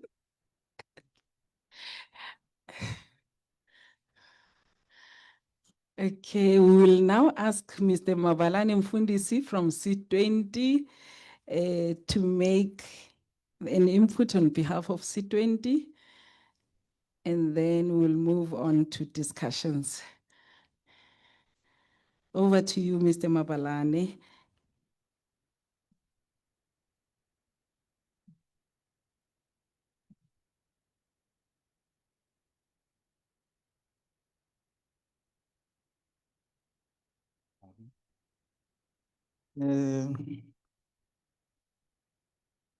Thank you, Program Director and colleagues present here. I speak on behalf of C20, representing our chairperson, Comrade Tulani Chefuta, who was not able to make his way from the Eastern Cape, where he's based, to come, but he's online. We are excited to engage with yourselves around our views on the topic and what we have done, which is, will South Africa's G20 be on the African continent or an African G20? So, Program Director, distinguished delegates, members of civil society, colleagues and friends, good day from sunny South Africa. It is both an honor and a great responsibility to stand before you today as we gather to reflect on a question that will define not only South Africa's presidency of the G20, but also South Africa's place in the architecture of global governance. The topic before us is, will South Africa's G20 be a G20 on the African continent, or will it be an African G20? And various speakers that have come before us have articulated their positions on what they and how they see it. For us, this is not a question of semantics. It is a question of substance, of spirit, and of strategy. A G20 on African soil would mean that the global elite meet here, that the conferences, the communiques, and the conversations simply happen on our land. The optics would be African, the accents diverse, the venues local, but the agenda, the priorities, and the power would still be foreign. An African G20, however, is something entirely different from what we have outlined. For us, it means that Africa, its people, its ideas, and its developmental realities shape the agenda, influence the priorities, and define the outcomes. It means that Africa is not just a stage, but a central actor, not a location, but a leader. As C20, we stand as the voice of civil society, the conscience of the G20. And from our vantage point, this moment offers an extraordinary opportunity for South Africa and the continent to assert that we might assert what we might call the African proposition, which is that global development, global health, and global equity cannot advance without Africa being at the table as an equal, not as a guest. As C20, we started on shaky ground, and despite the unsettling winds, we kept it together and made it work. Choices were made by civil society actors, and it was a choice between being part of a collective and an inclusive civil society approach, or winners take it all. We were fighting, colleagues. In December, as you were going to the holidays, who should be and who is the legitimate leader? And our position was, you must be given the legitimacy to lead by others, by those that you lead. In the engagement that we had, the consensus was that it must be inclusive C20, and those who made the choice to go it alone were allowed to depart from the room, but the doors of the house and the yard remained open for them. C20 mobilized over 3,000 civil society organizations in South Africa, the rest of the African continent, and globally. They participate in the 14 working groups that we have put together. We have moved mountains in putting together these 14 working groups that have produced policy briefs. As I speak now, we have processes through webinars and other platforms where we're engaging on what we have so that there can be engagements around what we have so that it is a reflection of the broader voices, those that have participated in the working groups as well as those that have not participated. We remain indebted to those that have made time to ensure that we create a collective voice under the banner of C20. These are men and women from all over the world, from South Africa and from the rest of African countries, who we gathered as the leads of the various working groups. Coming back to the topic, if this G20 is to be an African one, then it must center the lived realities of African people. This means that the urgency of inclusive economic recovery, the cry for climate justice that matches responsibility with fairness, the struggle of communities facing unemployment and poverty amidst vast natural wealth, the demand for meaningful participation of women, youth, and grassroots organizations in shaping the future. It must also amplify the voices of those historically excluded. Communities have lived too long at the margins of policy, of power, and of progress.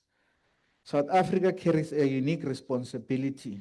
We are the bridge between the global north and the global south, between the emerging economies and those still emerging from the aspiration of a continent long denied its rightful voice in global affairs.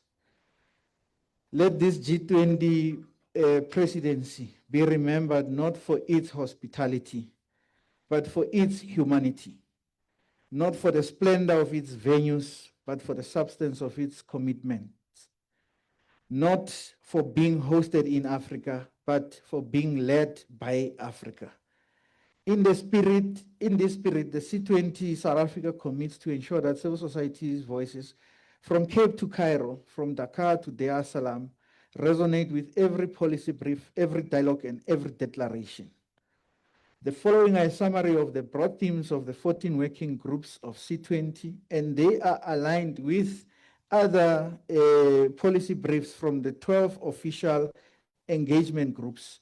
And we will be further engaging on this to develop a common declaration that we will finalize at the G20 Social Summit to take place between the 18th and the 20th of November, as we present it to the President of South Africa. And we have been informed as we work with the organizers that he will be joined in the session to receive that by President Lula as the former president of the G20 previous, and the vice president of the US, who has been delegated to be part of that process.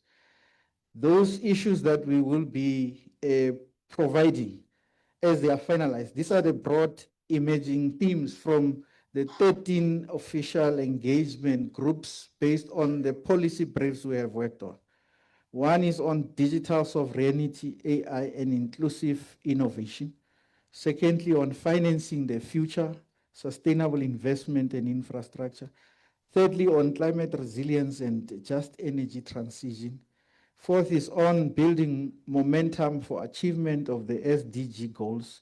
And fifth and lastly is trade resilience and inclusive value chains. They may be altered as we engage in the processes of refining our last journey towards the G20. Because a true African G20 will be measured not by where it meets, but by who it empowers. As we prepare for this historic moment, let us be guided by the timeless African principle of Ubuntu. I am because we are. It reminds us that the purpose of global cooperation is not competition, but shared progress, not exclusion, but inclusion, not dominance, but dignity.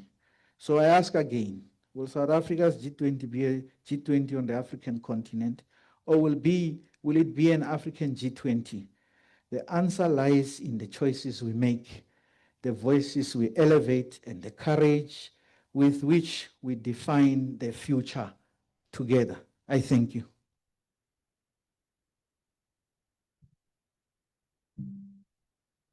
Thank you very much, Mr. Mfundisi. We will now go to the interesting part of Q&A and discussions. I'll allow Hannah to be the first, and after that, I'll just recognize as to who is in the room, because we did not do that properly earlier. So Hannah is ready to say something, share some comments. Hannah, over to you. Good morning and good afternoon to all of you. Can you hear me okay? We can hear you, but before you speak, maybe let me quickly say who you are. And Sure. Hannah is the CEO of Development Imagined. She's joining us from the UK at the moment. Over to you, Hannah. Thank you. And it's a pleasure to be here. I've been following all the discussions. Thank you for organizing this event. I think it really sets out some very important questions. Also, for those of you who are not aware, I'm also, as well as CEO of Development Reimagined, which is an African-led, African-owned international development consultancy. I'm also one of the 20 or so members of the G20 Africa Expert Panel, which is chaired by former Finance Minister Trevor Manuel. And in that capacity, have been also doing as much as I can with the other experts to address exactly this question of how to ensure an African-led, African-owned input into the G20 outcomes. I have to say, I agree with a huge amount of the content that has already been shared. In particular, I think we should recognize this moment for what it is. I do remember working in 2020 and so on to really push and encourage the idea of the African Union joining the G20. And at that time, it seemed like a dream, really, even though it had been absolute injustice that the African Union hadn't been part of the G20.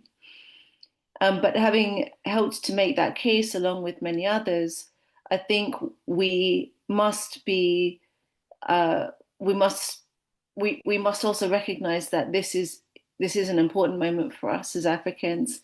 Having the first G20 meeting on African soil, and also having the African Union as part of that, as well as South Africa.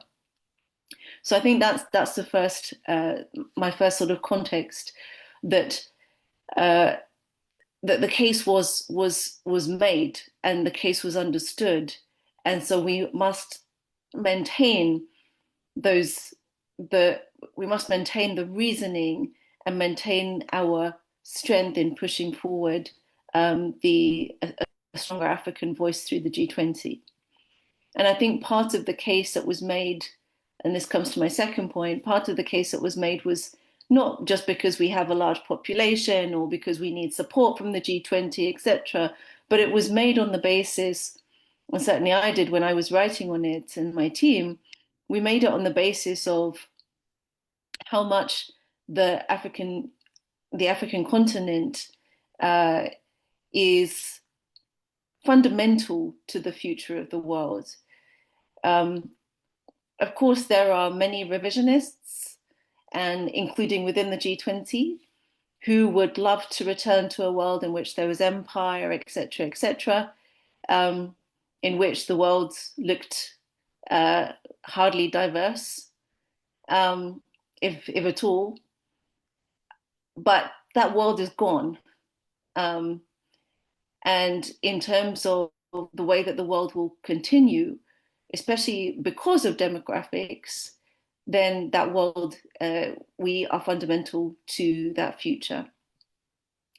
And to future prosperity, not just to the future in terms of having to be managed on the side we're fundamental to the prosperity of the rest of the world. They cannot survive with us. They never did survive without us.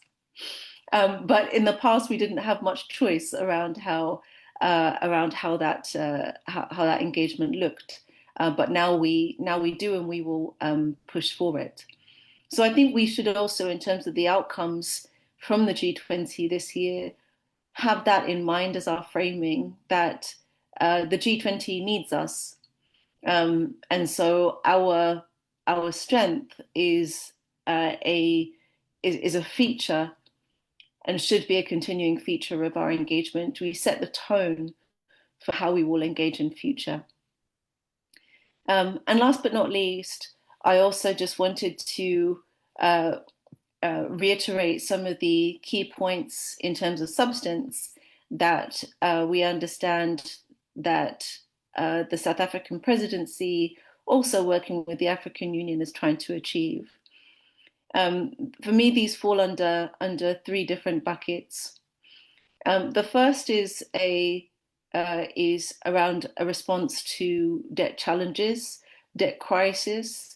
The debt crisis, we all have our different narratives around that. Certainly mine is countries are in crisis because finance is too expensive. We need external finance, we need external debt, and it can be very productive. And in many cases, much debt has gone into very productive uses and will continue to do that. However, the issue is that debt is extremely expensive. We should be aiming for a world in which overall debt and transfers between countries look like grants but aren't grants, that they are paid back by citizens in the future, no problem. However, because they're invested in capital, our economies will grow. And so that would lead us to achieve things like interest rates of around 1%, maturities of around 50 years, etc. These sorts of numbers. Forget the numbers that Kenya, my country, has to deal with in terms of 11% interest, or we recently managed to negotiate a new loan of 8% interest to be paid back within 10 to 15 years. It's not good enough. So we need the G20 can do a lot in this regard to bring the cost of existing debt down, whether that is through renegotiating some contracts, whether it's renegotiating debt relief, etc. Whatever we can do. Second is to work on the future cost of capital, to try to bring that cost of capital down to the kinds of levels I've talked about, and that will enable a lot more investment into infrastructure and other areas that the G20 have worked on, into trade, delivering regional integration for us. We can't do cross-border trade without cross-border infrastructure. How can you move goods and people if you have no infrastructure or very weak infrastructure? So we need to bring the cost of capital down. To do that, we have to deal with imbalances, whether it's dealing with credit rating agencies, whether it's dealing with the way that the IMF hands out quotas, all of these structural issues, how it assesses debt sustainability, all of those things need to be reimagined, need to be shaped to be in Africa's interests, as opposed to in the World War II setting when many of those things were created. So that's the second outcome. And third, I think, is an overall focus on one of the most important areas. I mentioned it already: cross-border infrastructure. The G20 has already been working on infrastructure. However, much of the G20's work on infrastructure does not cover Africa comprehensively, if at all. We've seen several discussion papers from the G20 that have focused on infrastructure, or even resilience of infrastructure, etc., when it comes to climate, but those do not necessarily feature the African continent or are led by African organizations. So we need the G20 to wake up on this issue And again, South Africa can and the AU can put this firmly onto the G20 agenda. And in particular through some sort of new facilities, but also through rethinking how cross-border infrastructure works, and also taking forward some of the existing G20 work. For example, the G20 Infrastructure Hub covers just 13 African countries. It should cover all of us, and these sorts of things. So we really need the G20 to be taking a Pan-African approach. This would be a good place to start. Finally, although I said these three things are sort of, bringing forward an African agenda, there are, of course, many other topics that the G20 covers, whether it's trade, health, etc., where there's much more to do as well. I'm not saying those things are not important, but having, it's really a question of sort of how do we prioritize and set the stage for even more. And we're not going to win a discussion on tariffs necessarily. We may be able to get a reference perhaps to preferential trade schemes for the continent or some aspects around preferences for health and a focus on Africa for health. We might be able to get those, but it's more about what are the big picture items. And I hope that as we go forward, those are the kinds of substantive discussions that we can come to consensus on through the AU processes, through the other regional processes, sub-regional processes, and then come together to really influence the G20 to move in the direction that we need them to. Thank you very much.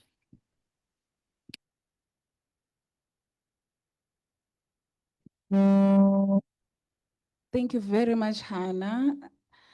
Those inputs are appreciated, especially because they highlight some gaps. So I'll now take this opportunity to take hands. If people could just be ready, including those that have joined through Facebook or Zoom. But before I do that, I'd like to recognize who is here. We have former ambassadors here. I'll start with Ambassador, just not far from me here, Ambassador Nzapayege, Andre Nzapayege, the Dean of the African Diplomats, who's also the Ambassador of Central African Republic. And not far, not far from him is our former ambassador, Ambassador Mandisi Mpatla, who spoke earlier, our former ambassador to Russia, to Mozambique, Rwanda, former minister of DTI also, Ambassador Mandisi. We have former ambassador Carmen Schmidt, our former ambassador to Finland. There's also former ambassador Jacqueline, former ambassador of Zimbabwe to other countries. She's also seated somewhere there at the back. And then we have the embassies that are present: Embassy of the Netherlands, Embassy of Norway, Embassy of France, Embassy of Portugal, Embassy High Commission of Kenya. And then we have political parties present, we have foundations present, De Klerk Foundation, some NGOs present, IGD, SAIA, C20, of course, and then the government department present, Department of International Relations and Cooperation, some other NGOs, Valpe Africa, Wings, and then our development partner that is present, the Roxa Lazbeck Foundation, which is the partner to this event. They're also here. And academics. And also today is a special day for those of you who are trade unionists, International Day of Decent Work. And that is why some of the trade unionists are not here. Yeah, but at least Zanele is here from FES. She's a former Deputy International Secretary for COSATU. So at least we can recognize this day together. There's also Paula from the trade union fraternity, the Industrial All Head of Africa, which is a trade union global federation that organizes in mining, energy, and metal sector and other sectors. Thank you, Paula, for making the time and to celebrate the International Day of Decent Work with us here. So I'll now take hands, and I'd like us to ask those that have joined by Zoom to write in the chat their names and the organizations that they represent, so that we can be able to make a note as to who was in attendance. I'll now take hands. Okay, so we'll start from this side.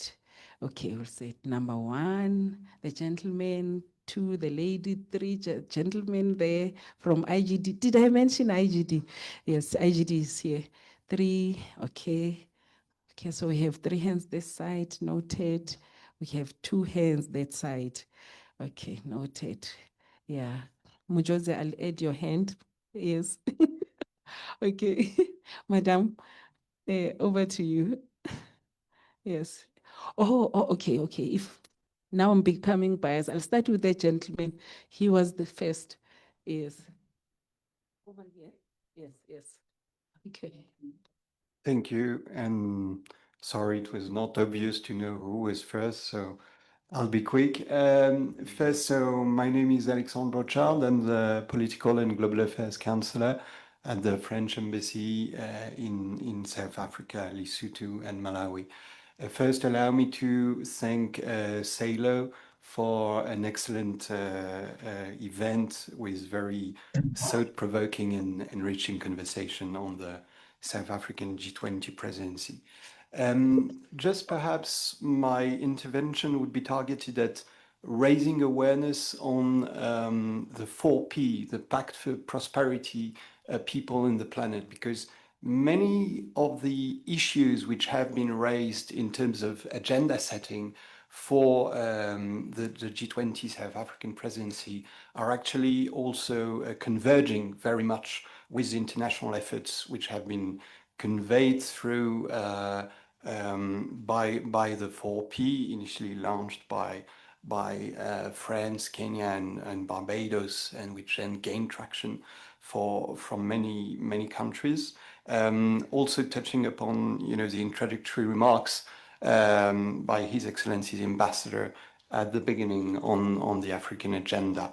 The 4P is precisely meant at tackling the critical issue of debt and one could say breaking the vicious cycle of debt, nature, and climate inaction due to financial constraints. So that's why the 4P has been gathering innovative solutions in terms of taxation, blended finance, or innovative finance mechanisms. Stay tuned for exciting opportunities that will be showcased during COP30 in Belém. But just to insist on that, because we see that many of the priorities, so on debt sustainability, on reforming the international financial architecture, have been also pushed forward within the 4P, and thus the G20, particularly in its finance track, can bring an important momentum on that dimension. And just very briefly, because a colleague mentioned that, but on a very different topic, but on the CFA, Frank, just to recall that we should beware of not diffusing false ideas around it, and just to recall that it remains monetary sovereignty and decisions which are the responsibility of the 3 common and independent central banks which are using the currency, and that is one of the aspects that should be recalled around the matter. But thank you very much again to the Liaison Office for this very interesting event. Thank you. Thank you, Madam. I'll keep my question very brief. Good day to all distinguished guests. My name is Gibothala. I'm from Johannesburg. My question is on reparations for Africa, and I'd like to know why they're not part of the G20 dialogue and agenda. Thank you. Thank you. We'll take the last question this side. Ibrahim. Thank you, colleagues. My name is Ashraf, Institute for Global Dialogue. Just focusing on Evelyn's presentation, which was quite sobering in a sense that the G20 social agenda from Brazil, President Lula's agenda, has been very progressive and very relevant for the global south, especially Africa. As the baton has passed on to South Africa, that agenda has diluted. And why are we not kind of analyzing the reasons thereof? President Lula had a very progressive agenda on food security, poverty, inequality, as well as the wealth taxation. And what we've seen under the South African presidency is diversion. Many commissions that are formed, like the expert group under Trevor Manuel, who himself has a vested interest in debt, heading the Old Mutual Group. His business is debt. So if you get these contradictions emerging from South Africa, we're sending the wrong signal to Africa. So instead of South Africa being in solidarity with Africa, it has now become playing a sub-imperial role on behalf of the North in undermining Africa's development. So these critical questions we need to tackle head on. And the Cost of Capital Commission and its dilution, why has that taken place? And all of this signals very clearly that the lack of South Africa's commitment to Africa is very concerning. Thank you. Okay, thank you, Ashraf. We'll now go to Loazi, followed by Hilde, and then followed by, oh, okay, Hilde. Okay, Hilde will go first. Hilde. Okay, thank you so much. I'm Hilde Salvesen from the Norwegian Embassy. So first of all, I would like to reiterate what Mfundesi, was that right? Said that, you know, G20 should be measured not by where we meet, but who it empowers. I really thought that was a very good thing to say. And I just wanted to reiterate that. And also to say that, you know, we fully support and agree with South Africa under its leadership that more systematic and coherent focus on Africa within the existing finance track structures could support the continent in occupying its rightful place in shaping the future of global economy. And here I also want to mention some initiatives taken by South Africa, which now seem to be anchored also at the AU. I think that is a really good combination with the two of them in the G20. It's the Africa Engagement Framework aimed at addressing the impediments to the continent's economic development.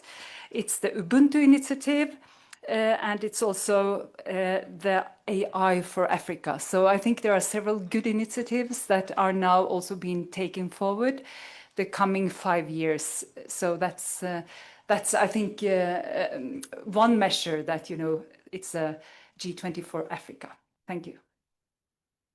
Thank you, Hilde. Loazi, and then Munjozi. Thank you so much, Chairperson of the session. My intervention is twofold.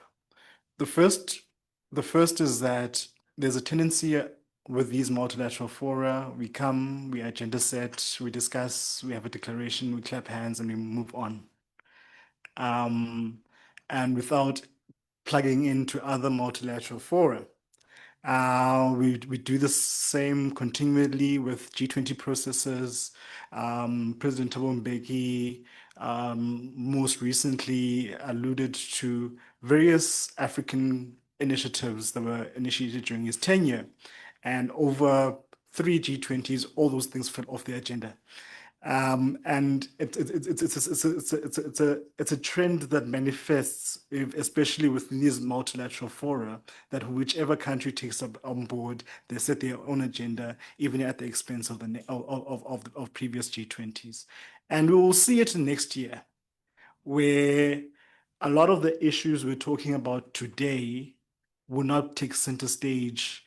For example, when the United States hosts the G20, as they have particular interest within the international system. Now, the key is, how do you now translate what you've already agenda set to have some form of continuity? And that continuity, obviously, in this instance, will require some form of North-South cooperation around these important matters. Because following the US presidency to be the United Kingdom, we should be asking what are the agenda items the United Kingdom already wants to sit within the G20 framework, and to ensure there's some form of level of pass on of these initiatives that are translated within Africa's G20. The second initiative is that what are we doing concerning, because there are some aspects of the G20 framework that involve the African continent, that involve the African Union, and decisions needed to be made within regional economic communities and within the general continental bloc, such as what are we doing in terms of infrastructure development internally, revenue generation, domestic revenue generation? How do we collectively deal with issues around debt, and how do we consolidate ourselves around issues around food security, for example? These are issues that the African Union itself is plagued with. And maybe the African Union being integrated within the G20 processes will allow some form of pass on and smooth transition between this global multilateral fora towards relevant global institutions that can actually carry out these things in terms of either model law, resolutions, or collective actions. So now the key thing for South Africa now is, how does it now translate its program and agenda beyond its presidency? Because it's a very difficult task if you're considering the evolution and the geopolitical tensions that are emerging currently. And taking full cognizance of the fact that there is a move towards unilateral actions or bilateral trade relations, rather than a global consensus around how do we interact with each other. How do we now, as African states, birthed around the notion of collective action and consensus building, navigate this new bilateral mode of international engagement? And that is the critical question that we need to not only interrogate ourselves within the South African G20, but beyond the G20 itself, and how do we translate that going forward in other fora and institutions? That's my question. Thank you. Thank you very much, Lozi, for those important questions. Over to you, Monjozi. Mam Togo. Okay, sorry, Mam Togo, I missed. Over to you. I just came on. Listening to Lwazi, the question becomes, how do we look after ourselves? Because no one is going to look after us.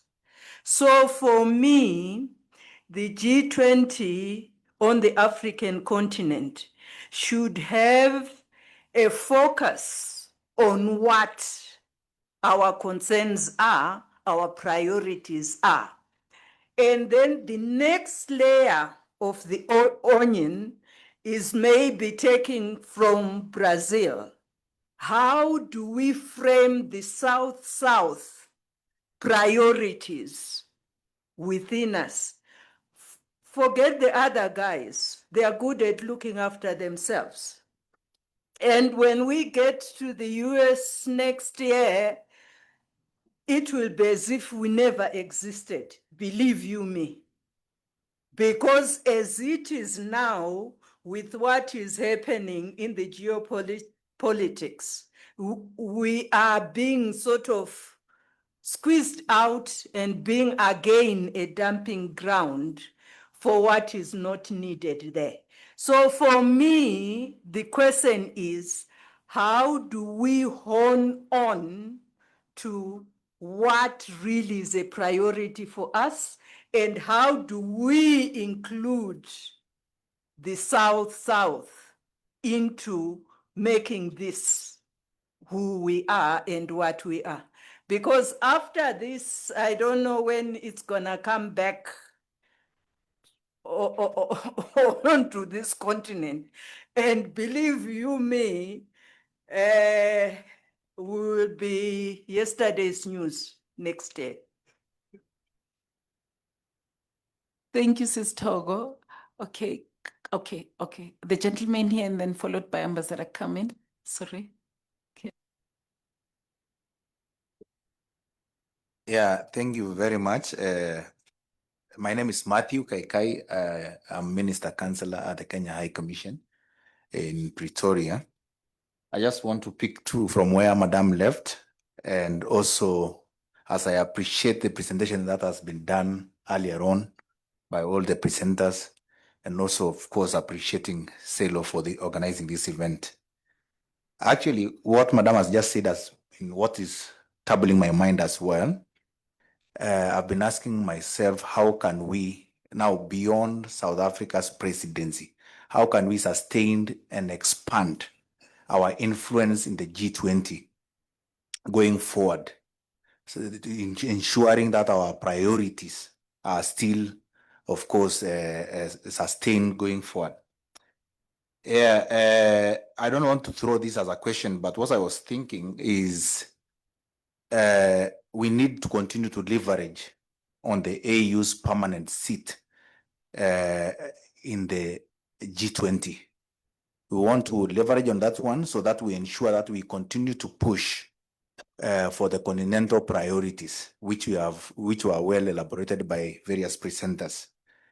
I think there's also need to enhance pre-G20 consultations among the REX members. I think one of the presenters mentioned earlier on that he didn't see involvement of regional economic blocks of the Africa so much in this, like involvement of ECOWAS, ESC, or even having parliament discussing having G20 as an agenda in various parliaments in the entire continent.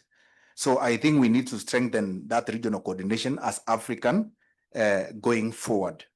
I also believe that we need to deepen engagement with emerging economies within the G20 itself.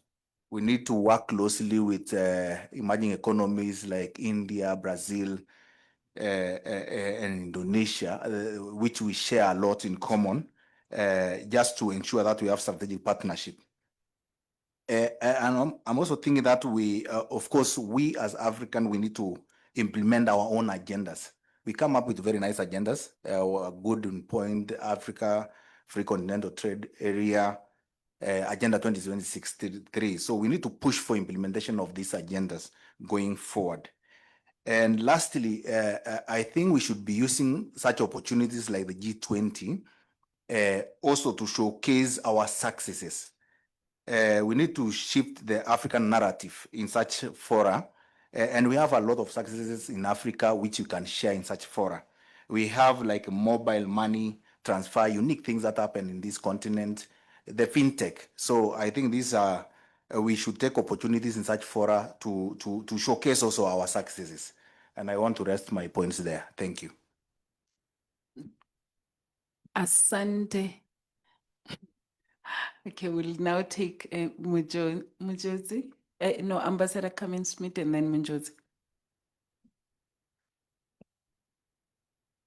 Thank you.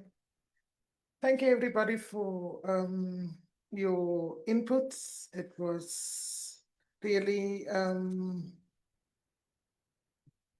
enlightening, I would say. The debt issue, it's like a cycle that we talk about over and over and over. But I think we don't want to address the elephants in the room, if we want to be honest.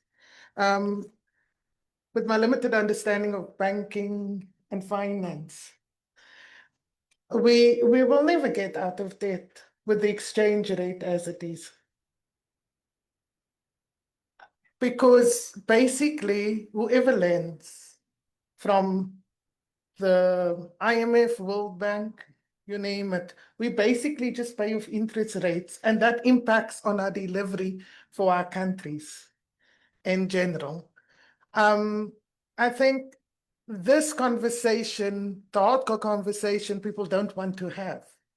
We sugarcoat it, but we know the truth about where the biggest challenge rise.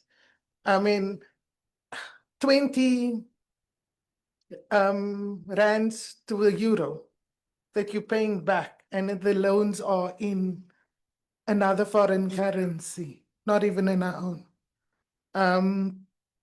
That is the elephant in the room that needs to be discussed, and people avoid to discuss because it impacts on profit maximization as well. If we want to look at the root realities of where we find. Then there's this whole notion of foreign direct investment that we so direly need. It's not helping any of us because foreign direct investment is short-termed. And thus, we need to find it within ourselves after this G20. We've got all the solutions. We've got all the solutions. We have so much discussions on the solutions. How do we as Africans start plugging back in to create industrialization for ourselves without depending on foreign direct investment? Because if we depend on foreign direct investment all the time, it's never going to help any of us. It helps the person that invests into your country and takes out the money again. So that's the biggest issue that we need to address. I remember, just to close off, there was a stage. I worked for the Reserve Bank. We never lent a cent when we were in the and Ambassador can attest to this. We were really highly indebted when we came out of apartheid, but we found a way to not lend money. How did South Africa get itself here? Is the question I ask myself. Because we were able to make sure that we get the resources into our forward book that we needed for trade. But now all African countries is in the same boat. So sometimes the decisions we make puts us in a very difficult position. And we must be accountable for those decisions that we take. Thank you. Thank you, Ambassador Carmen Munjozi. And then after that, I'd like the panelists to be ready with their parting shots and responses. So I'd like Ambassador Mandisi to be ready, Jason to be ready, Madam Kesa Wabaka and Madam Evelyn and Mr. William and Mr. Mapalani to be ready to make a closing remarks inclusive of responses, if they could be ready to do that in 1.5 minutes each. Thanks. Thank you, Molly, for that. You kept putting me on the spotlight. I have no intention of giving a presentation, but maybe to just throw in some things for especially Ambassador Mpasa to comment when he comes in. The first one is I think it's quite clear that what the G20 should have done for Africa is galvanize us into a bloc to be able to work together more. And I think speakers have talked about some of the progress that has been made, some of the challenges that have been in existence. And I wanted your comment on that, because one of the things that I think we saw even in this year of trying to really galvanize ourselves around the G20 issues, we saw a lot of external interests into Africa coming in quite strongly in sort of seeking to break the multilateral approach to issues. I think the situation in the DRC, the situation in Mozambique come to the fore. And this is especially because I think governments are much more interested in focusing on the finance track on its own. And I don't think for Africa, we have that luxury because our problems are so interconnected that the finance issues come with conflicts because most of the conflicts stem from economic interests led by, I think, global powers. And I'm trying to think about, has Africa done enough to find connections between the issues that are coming as individual themes on the G20 table? Is it sufficient for us to go into the finance track and just focus on the finance track because we're discussing finance issues without marrying that to the other priorities that are so pressing for us as Africans? But also, have we done, I was going through the decisions book of the African Union, and I think it was Ambassador Nkosazana Dlamini Zuma who tried to push for, can we take stock of the decisions we have made as Africa Union? How many have we implemented? And I think that a lot of the decisions that we have made at the AU level have found very few African countries as takers. With that reality, are we really a serious bloc as a continent at the moment to be able to push for our interests? And if not, what can be done? Because I don't see this G20 as an end in itself. In the next 3 months, there will be much more momentum and focus on the G20 issues as we get to the summits. Is there room to build more momentum for post G20 presidents of South Africa to do that? Then I wanted to come to William, because I think ECOSOC plays a very critical role at the AU level in helping mobilize non-state actors at the continent. And I wanted William to give us a sense of how happy is he as ECOSOC that they've been able to champion and mobilize the African voice, particularly from civil society, to be on the table on many of the issues that are in discussion. Not because we have to have a positive communique from the G20, but as a way of mobilizing ourselves to raise awareness, but to raise consciousness of where we are as Africans and what is it that we must do if we are to address the multiple challenges that we are facing, chief among them, the issue of wars, the issue of conflicts, climate change, all those things that are not so dominant on the G20 table itself, yet they are part and parcel of the overall outlook of what we want to try and address. So I think Sesimoli will end up giving a presentation, but I think that would be.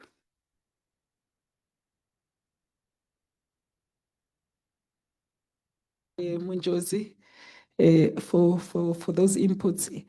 Lily, I guess there's nobody from the Zoom, so I'll just ask that we get some responses from Ambassador Mandisi Mpahlwa, Madam Kisiobaka, Madam Evelyn, Mr. William and Mr. Mabalane. If you can just have some parting shots for 1.5 minutes. Okay, just a second. Can you give me?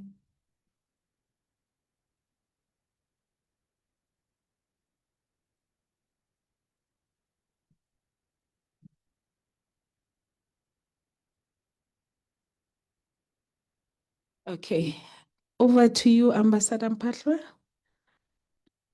And then after they finish, we'll then have Ambassador Nzapayeke, the Dean of African Diplomats. Thank you, Chair. It's a bit difficult to know where to start, given all the issues that have been raised. But let me try and pick up on some of the issues that have been raised during this session, the discussion Q&A, but also some of the issues that came up during the presentations by other panelists. And I think that for purposes perhaps of context, it's important to pick up on an issue that Kisawaka raised when she spoke. In terms of how we need to look at a platform such as the G20. She said something quite important, that we must see the G20 as a strategic platform, that we must endeavor to ensure aligns with other multilateral institutions. What does this actually mean? It means that we must not think that our work is done when we've done work at the G20. It means that it must serve as some basis. You could have achieved, I don't know, 75%, 80% agreement, buy-in, and so on, so that as you move into the next multilateral institution, you've got some base from which to work to address the very same issues, but in a different, kind of platform. And I hope that I am interpreting what you were saying quite correctly. And so even, I like the phrase about, measuring progress in millimeters. I've never heard it. It was the first time I came across that. But basically, it's about the consistency that we need to have and the persistence that we need to have to continue. I mean, some of the issues, you get into a space. I was once in the finance space. We were talking about the same issues, and you leave the space, they continue talking about those, but the consistency in terms of fighting, for those issues, it will mean that somewhere down the line, you'll register, some achievement, some progress. So there is that element of the need for us to see these different platforms, and for us to have the necessary consistency and perseverance, to continue plugging away, persuading, pushing, fighting, and so on until we achieve, one or other objective. So I thought I would start with that particular point, which I thought, you've got BRICS, you've got G20, and so on. There was a time, for example, when I suppose the international environment was a lot more conducive, perhaps a little bit benign than it is currently, so that where you agreed on issues on a platform such as the G20, for example, it kind of made it a bit easier to agree when you get to the larger multilateral institutions. And let me talk about what it is that has altered, that environment. I remember the time when I was in trade and industry. I think that's when one began to feel that shift, the pushback against the developing world. Because you are now beginning to see the emergence of what we today call new centers of power. So you are starting to see stronger developing countries that were beginning to be investors in their own right, and that were beginning to occupy a larger slice of global trade, for example. And that is when at the WTO, we began to experience and feel the pushback. And even the notion of some countries being regarded as developing countries, it began to shift around that time. And to this day, I think that the WTO and its agenda has not recovered, from that pushback. But it is about the feeling and the sense from those that have historically held sway over global affairs, feeling that the ground was sort of shifting and the carpet kind of being pulled from under their feet. And you know how it is with empires, when they sense that the end is nigh, they fight with everything that they have at their disposal. So I think it's important for us to have that sort of a backdrop as we engage, with these issues.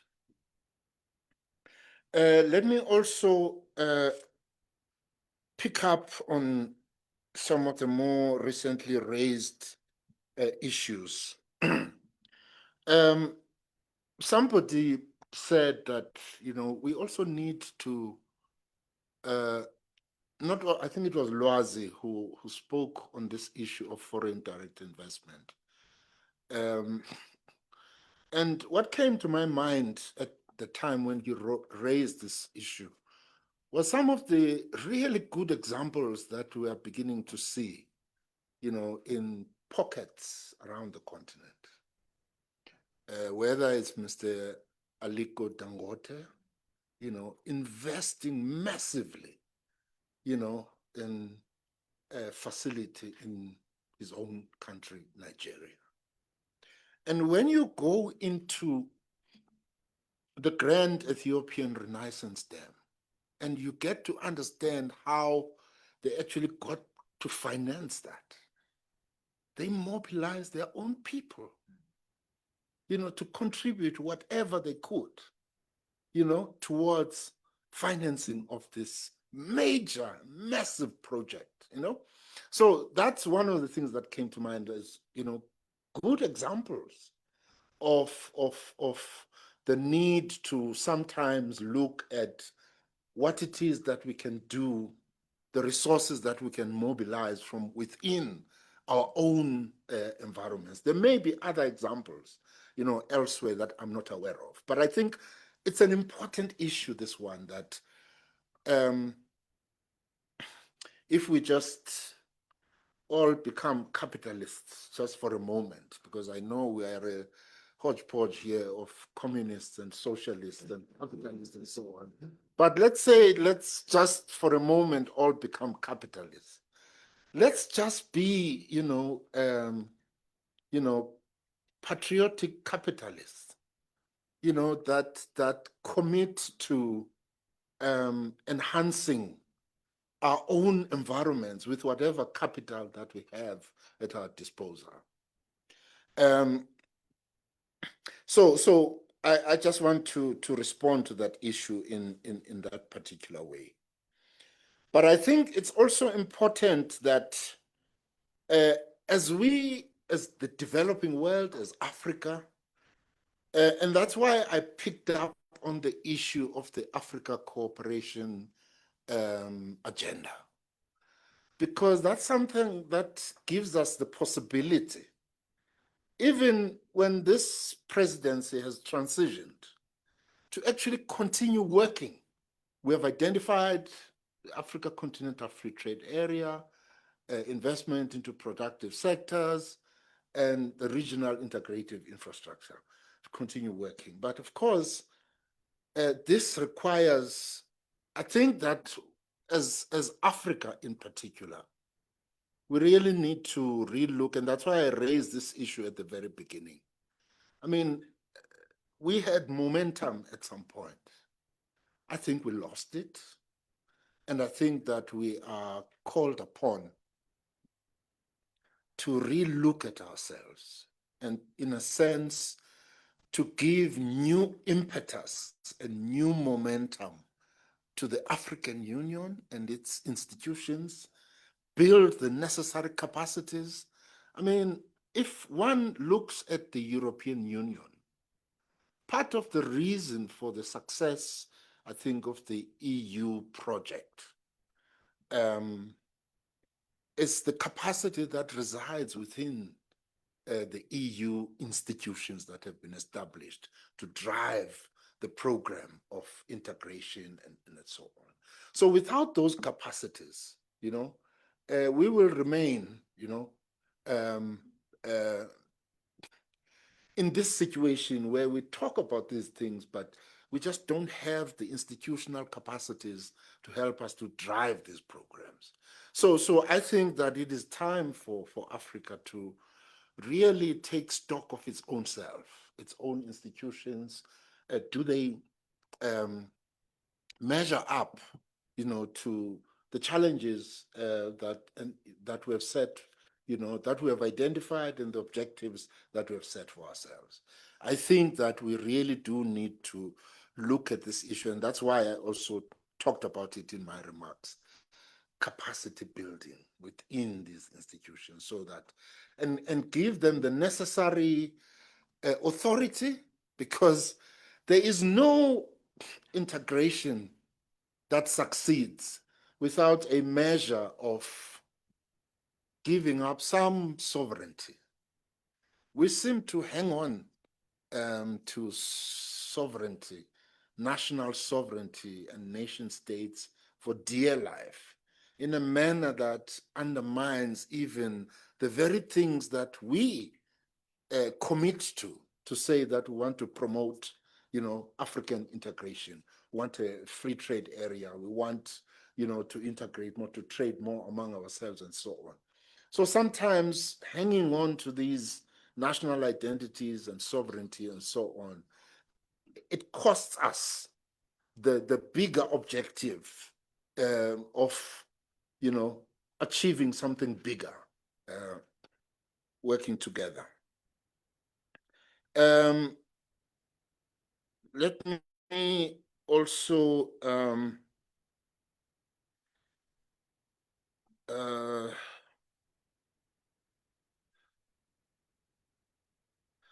yeah, I think maybe as a final point, perhaps, and this is a matter that was raised in relation to the constant evolution of the G20 agenda.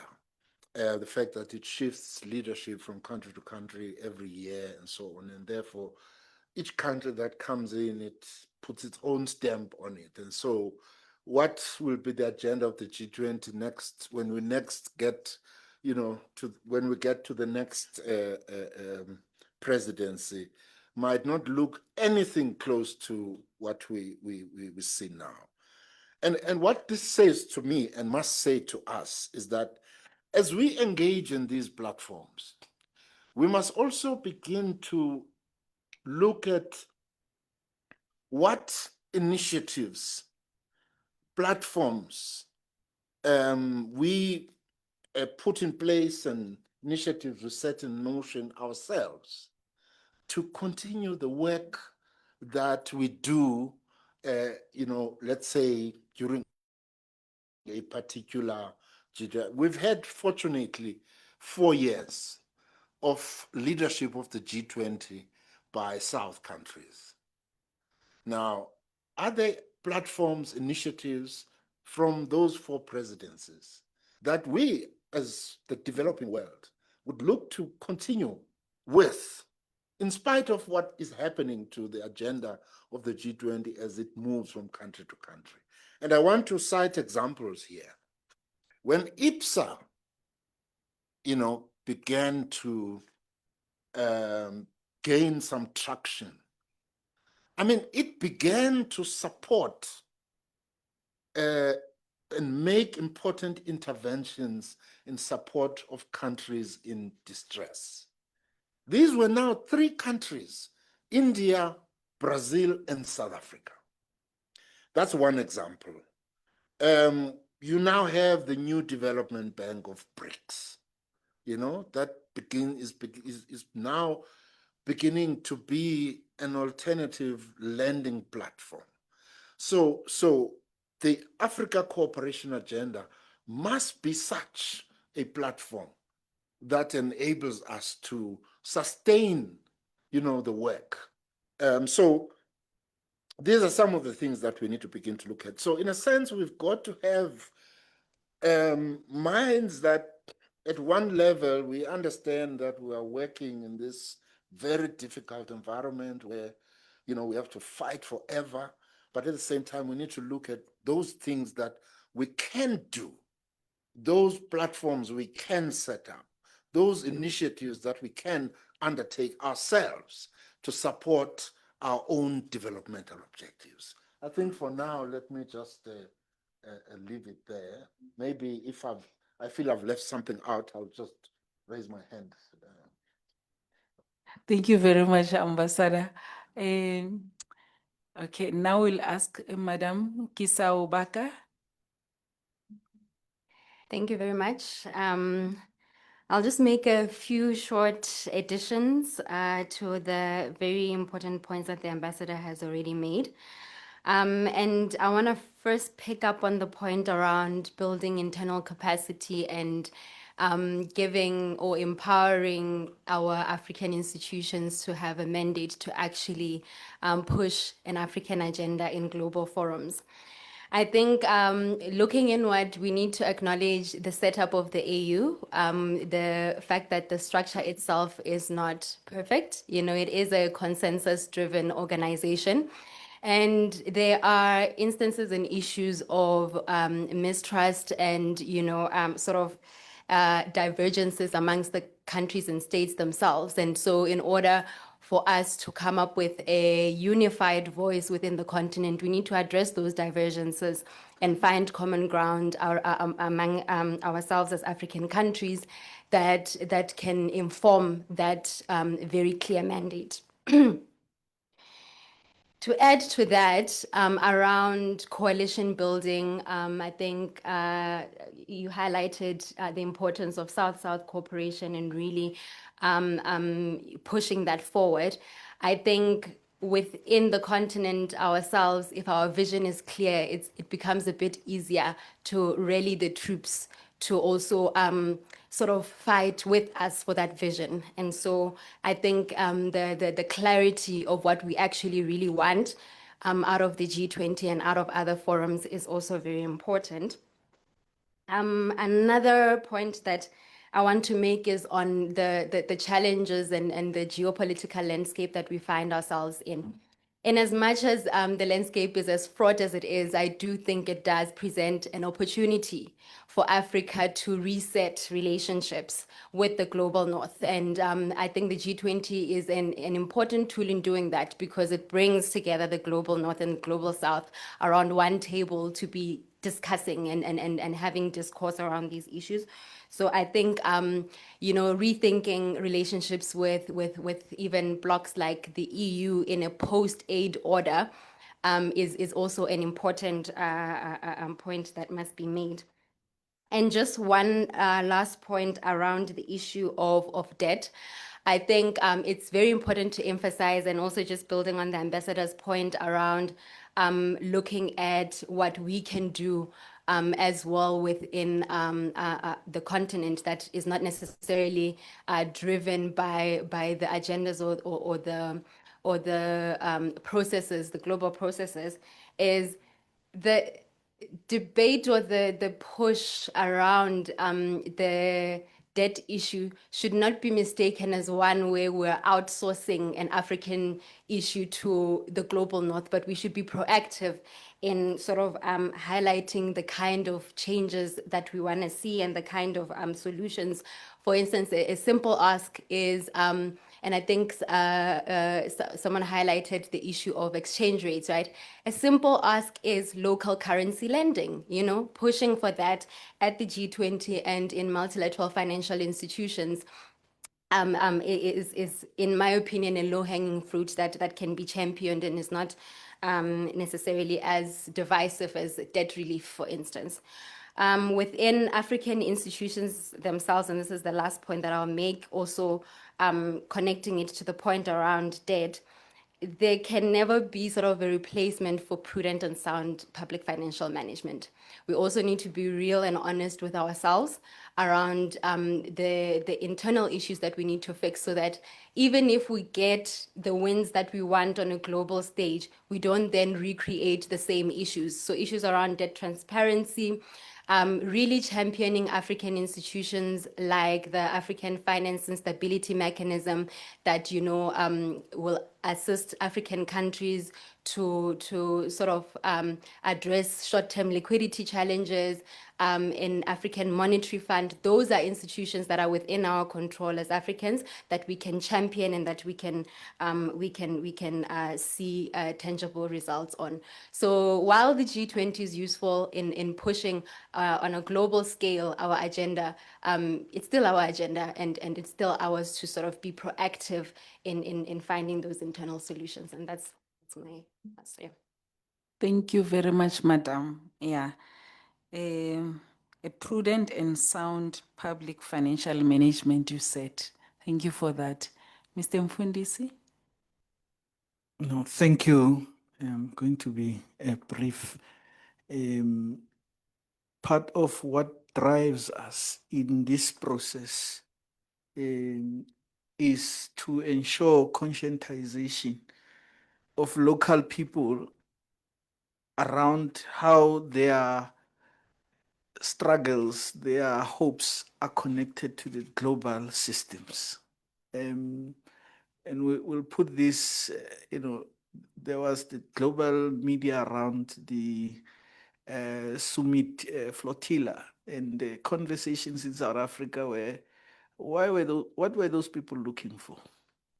Because it is that which we need to champion to ensure that being in those sea waters, to champion that cause at the global level is connected to the local realities that we have.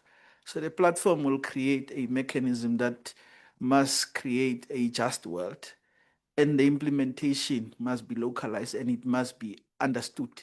So for us, through these working groups, through linking with colleagues from civil society in the rest of Africa globally, is to ensure that we connect these global processes to what happens to me tomorrow when I'm not able to afford anything, and how that is connected to decisions that were made not in our interest through these particular mechanisms. Thank you. Thank you very much. I'd like to ask Mr. William Crew online to make his closing remarks, and then we move on to Ambassador Nzapaki. Yeah, thank you very much. Let me start by first and foremost responding to the question with regards whether ECOSOC is happy. To start with, Executive Council 1255 of 2024 designated ECOSOC as one of the knowledge partners of the G20.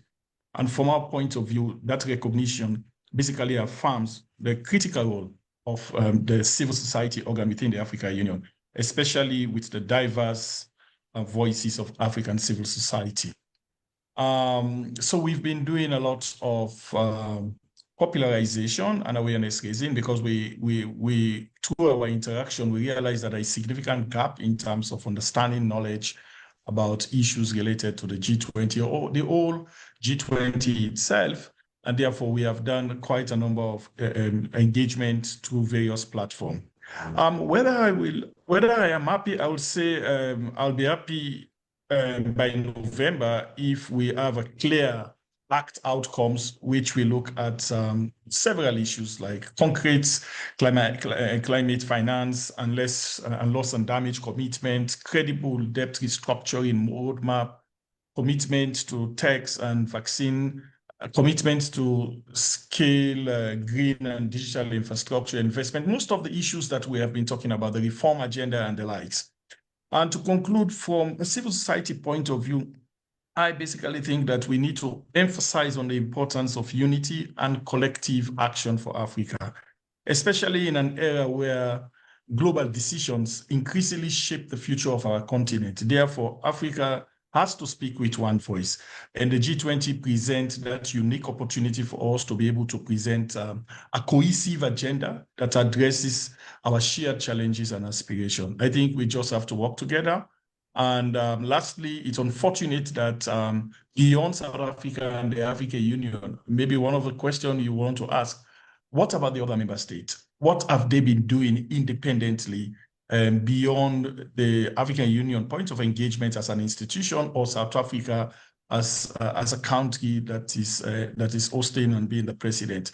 What is the level of engagement with citizens at country level, with other stakeholders at country level?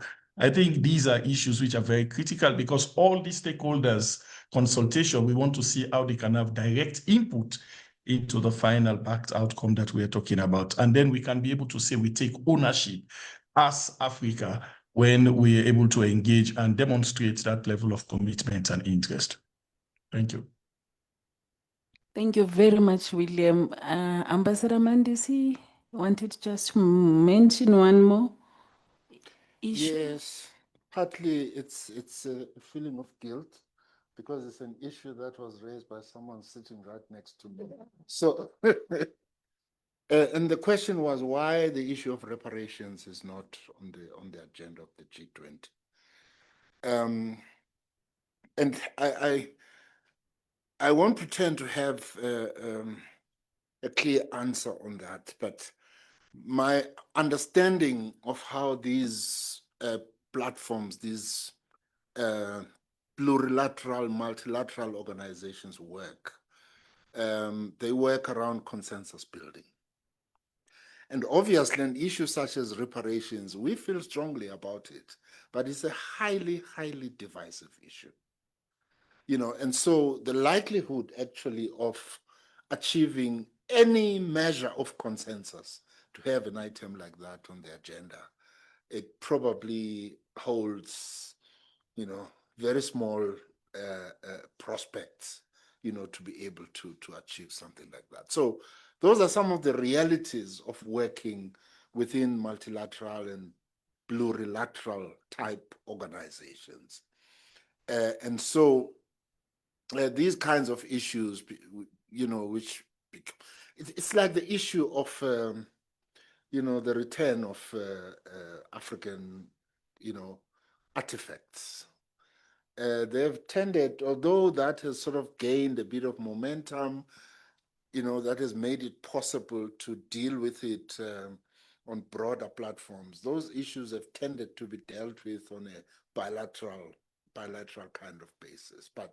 But maybe that one is not as difficult as the one of reparations.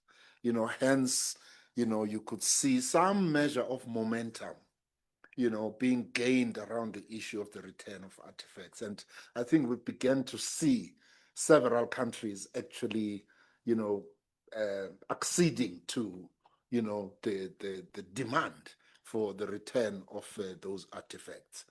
So there's some momentum that has been gained around that. So I thought that it's important to just have that bit of perspective as to why we don't have that on the G20 agenda. Thanks. Thank you. Okay.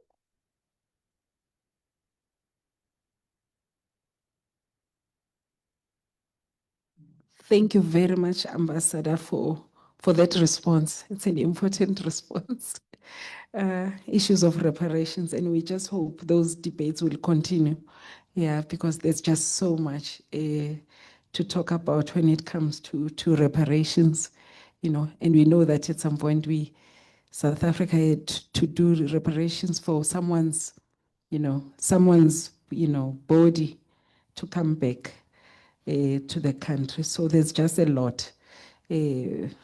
Okay, we will now ask the ambassador to come forward, but I'd like to read his bio quickly, and then the deputy minister is about to enter the door anytime from now, and we wish to express our apologies that lunch has been delayed because of these delays. If you may humbly indulge us, and I know that for health reasons, some people may be hungry.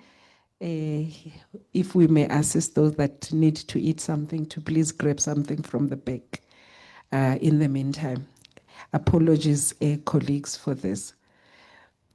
Ambassador Andre Nzapayeke is the Dean of the African Heads of Mission in South Africa and the Ambassador of Central Africa Republic.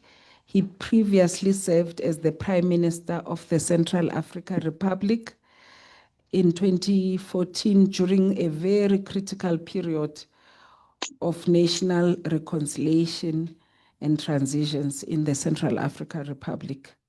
Ambassador has had distinguished diplomatic and political career, having served in several international and regional roles before the appointment as the ambassador in South Africa in 2015. He is also accredited to New Zealand and Seychelles. I'll stop here. His bio is very long and illustrious and colorful, so I won't say much. But to just say he holds the African continent dear. Ambassador, over to you.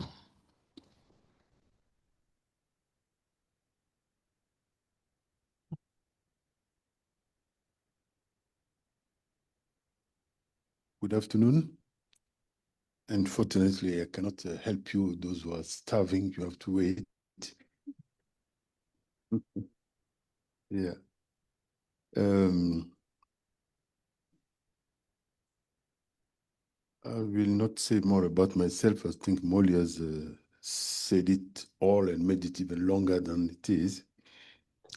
I'm standing here anyway as in my capacity as Dean of the African Diplomatic Missions accredited to South Africa. On behalf of my colleagues, I would like to extend my appreciation to SALO for its unwavering effort to promote dialogue and better understanding on African matters. I know them since 10 years now, and I think they have always been constant in what they're doing for the continent.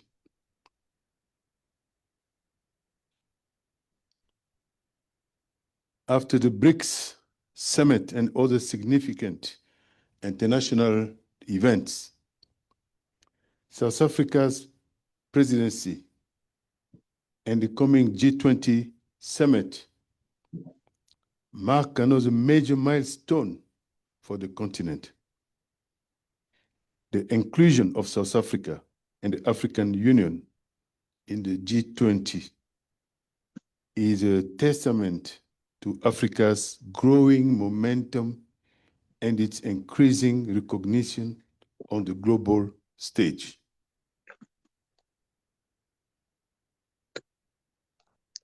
Although Africa was not part of the G7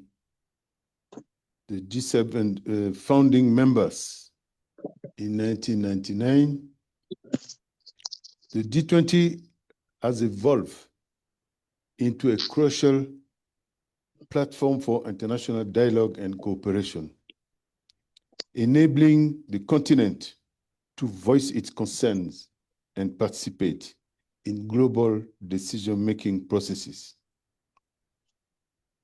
Through its representatives, South Africa and the African Union, Africa has a unique opportunity to be part of the shaping of key global policies. There have been discussions here about whether it will be an African G20 or a G20 on African soil. I would like to just to give a simple example for those who love soccer. In 2010, we had here the World Cup in South Africa. It was not a typical African thing. It was beyond the power and the control of Africa. But Africa won. It was in Africa, was not fully organized by Africans, but Africa won. So this is to say that discussion on whether G20 will be African or an event on African soil, I will say, whatever happens, let's win. Let's make sure that we have a benefit out of it. Let's make sure that really we use the opportunity. We are fighters on the continent. So this is the remark I wanted to make on that debate. The G20 objectives, anyway, align with those of the African Union, if you look at them well, including inclusive economic growth, sustainable development, debt sustainability, disaster resilience, peace and security, food security, etc. I don't think that we are looking for something different. This is an objective of the G20, but it's also our objectives, individually, as AU, as individual nations. That is what Africa is looking for. Because I heard many people always say, oh yeah, you know, this is again, the West, they're coming to South Africa because there are nice beaches, because no. Let's use it and make something positive out of it. The G20 provides a vital platform for Africa to express its views on global issues, such as debt management, which is a significant constraint to the continent's development. There are many countries on this continent. They work only to pay back their debt, work only to pay, even not the debt, but the interest of the debt. And to pay that, they have to go back again, borrow money from the same borrower. And this makes it impossible for many countries to invest in social development, in agriculture, etc. To be heard in the world, Africa must also do its homework at home and demonstrate commitment to strengthening regional cooperation, to issues such as silencing the gangs, improving governance on the continent, and promoting industrialization and economic transformation. The African Free Trade Area is a powerful tool for African nations to work together toward the common goals of integration and unity. For us, Africans, the G20 should not only be made of elitist activities, disconnected from the concern of the people. This is our momentum to put on the table key African issues. When we sit here or when they're in Cape Town or wherever they will be talking, how many of them are connecting their mind to the people, to the women in Eastern DRC, in Sudan, to the kids running up and down because they have no food to put on the table? Is there any connection between our mindset and the people who are really on the ground? I hope we sitting here, this mindset is there, and that anytime, any word we use, any proposal we make, that we are aware that it will touch, that it should be at the benefit of our real people, and not reduce the G20 to an elitist activity. Particularly the AU should be a channel to ensure that the voice of ordinary Africans, of the market women, of artisans and farmers is heard.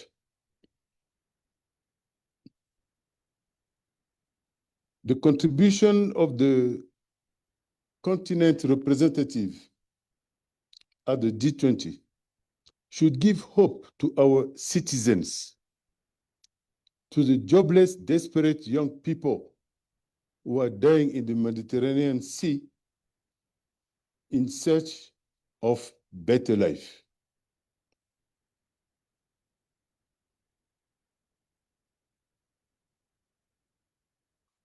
Africa is a rich continent with immense potential, blessed with vast natural resources, growing population, and strategically, and its strategic geographical location. Imagine how many continents would love to be like us. In the north, just 14 kilometers from Europe. In the east, separated only by the Suez Canal from Asia, and surrounded by Mediterranean Sea, by the Atlantic, by the Red Sea, by the Indian Ocean. I think there are many, many countries who will love to be placed as we are.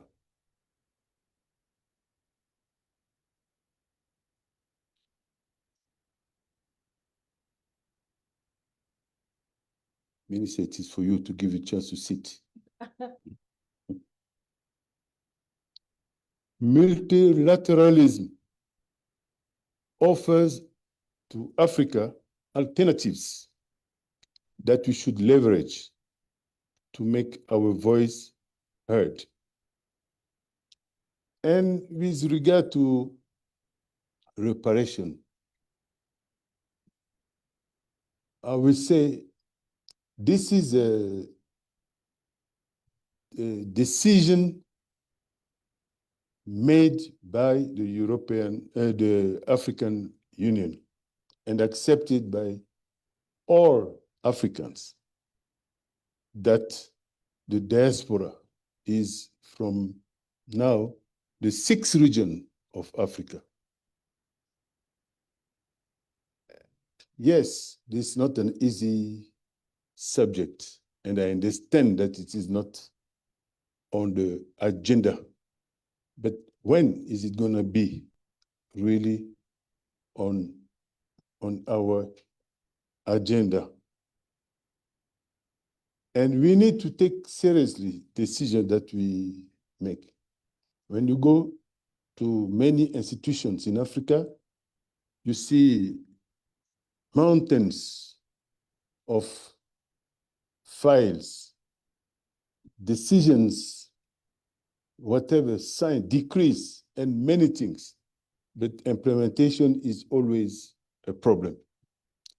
So I think we need to find a way slowly to push this agenda, whether others like it or not.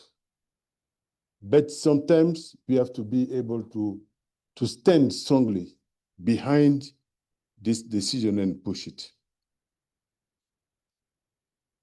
I commend South Africa for promoting African concern in the G20 and the BRICS agenda. With its strong democratic system, South Africa can make a meaningful contribution to Pan-African effort to empower the continent. I will end here by just mentioning one sentence in the national anthem of South Africa. Together we shall stand. Thank you.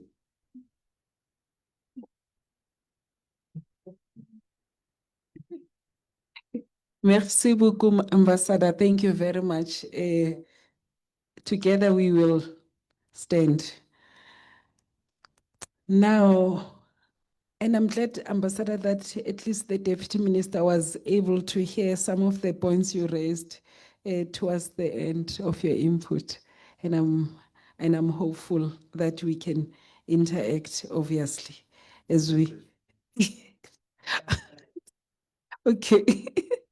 Now it is my honor to welcome the Deputy Minister of International Relations and Cooperation, Alvin Bottas, Mr. Alvin Bottas, and I'll say a little bit about him. He's the Deputy Minister. He's the former MPL, member of the Northern Cape Provincial Legislature from 2009 to 2018. During this period, he was also appointed as the MEC in the Northern Cape Provincial Cabinet and served as the MEC for Social Development, MEC for Cooperative Governance, Human Settlements. He's now closer to me, and I think he wants me to move from the podium. He also served, and then from 2018, he moved to the National Assembly, of course, and served as the member of the National Assembly, serving as a member of the portfolio committees of basic education, water, sanitation, sports and recreation. And then in May 2019, he was appointed by President Cyril Ramaphosa as the Deputy Minister of International Relations and Cooperation. And he was re-elected to, or reappointed to the same position in 2024 as the Deputy Minister of International Relations and Cooperation. Politically, he has other roles that we will all know of, and he's also a former youth leader in the ANC Youth League. Yeah, those are some of the roles that he has served in. Over to you, Deputy Minister, and thank you for making the time coming out of those meetings. Thank you very much. Thank you very much, Ms. Molly Dlamini.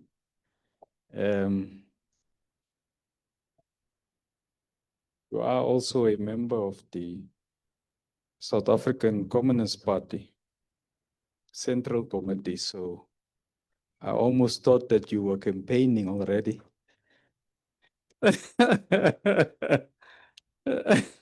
So I thought you were really campaigning already. That's why I had to move closer to you so that you can understand the importance of the SACP being in the same bed with the ANC. So thank you very much, Taraweto, for that issue.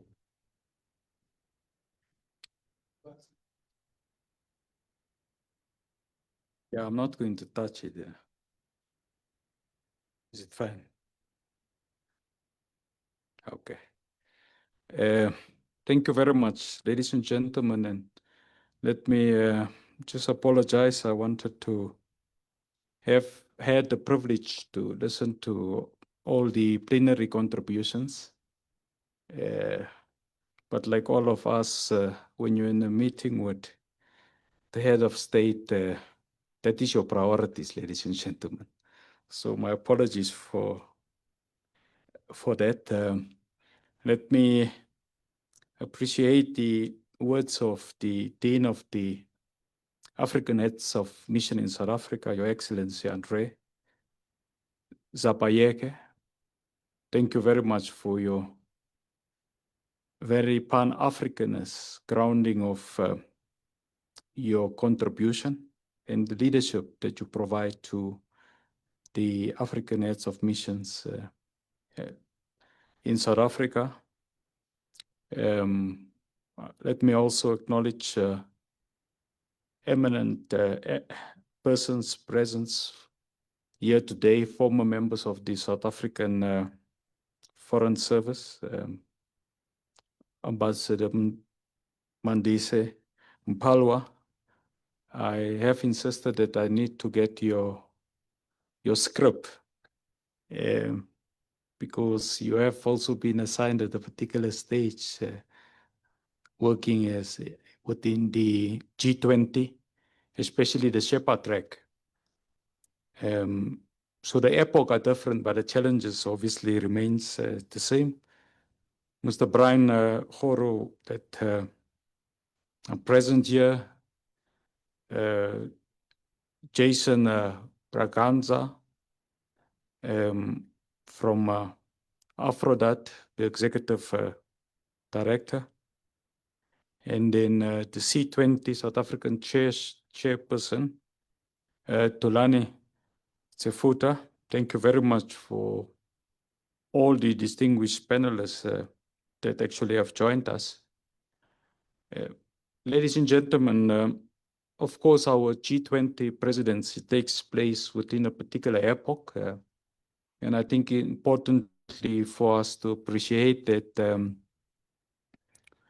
we are also celebrating 70 years of the Bandung Conference, where we have outlined what Pan-Africanism means, and Bandung really solidify Afro-Asian solidarity. But more importantly, the principles of sovereign equality, mutual respect, and non-interference in the domestic affairs of countries is principles that we continue to adhere to. And it's for that reason in South Africa that we use both our bilateral mechanisms through your binational commissions, your joint consultation mechanism, to engage bilaterally with sister countries across the world, but in particular on the African continent. Of course, ladies and gentlemen, the importance of your sub-regional organizations cannot be overemphasized. Our G20 presidency takes place within the context that South Africa have assumed the deputy chairpersonship of SADC, meaning that we are the member of the SADC Troika, and South Africa will chair the SADC in 2026. It therefore holds, ladies and gentlemen, that this unique engagements under the stewardship of SALO that we're having here today should probably define as one of the key progressive stakeholders what should be the broad agenda points that the South African chairship of SADC should pursue. I'm making this, ladies and gentlemen, because we evidently have seen the increased prevalence and contributions of non-state actors within the realm of foreign policy. Although of late it has been more negative, where there has been dissonance and distortions, obviously, of South Africa's domestic affairs elsewhere. And it's for this reason that your more progressive non-state actors should be supported. And it's obviously for this particular reason that we are here to grace this occasion. The third aspect, ladies and gentlemen, which I thought I should report to you is that in concurrence to the SADC Troika leadership, We have also assumed the leadership of the South African Customs Union, SACU. Now, as we are converging here today, the South African government is seized with the task of reimagining SACU. So that these five countries that comprise of SACU should be repurposed, the relationship economically, to benefit South Africa, but also, ladies and gentlemen, to serve as a catalyst for economic diplomacy in the broader SADC region and in Africa. I'm raising this, Dean of the African Diplomatic Heads of Missions, because as we speak, we don't have one of the regional economic communities, your RECs, that have rectified actually, that have actually completed the tariff offerings to the ACFTA Secretariat. The closest that RECs have actually come was through the SACU, who have completed its tariff offerings to the ACFTA Secretariat. So the fact that SADC, for example, is our immediate sub-national organization, has not been able to submit its tariff offerings, implies that SADC, together with all other RECs, a very important and unique work to be done in the future. Because when we speak about the ACFTA, ladies and gentlemen, which obviously comes from the Abuja Treaty and the Lagos Plan of Action, and which is really the instruction note and mechanism for the implementation of economic integration. You can't do economic integration without the presence of your regional economic communities. So that's obviously a key and critical issue that we have to raise.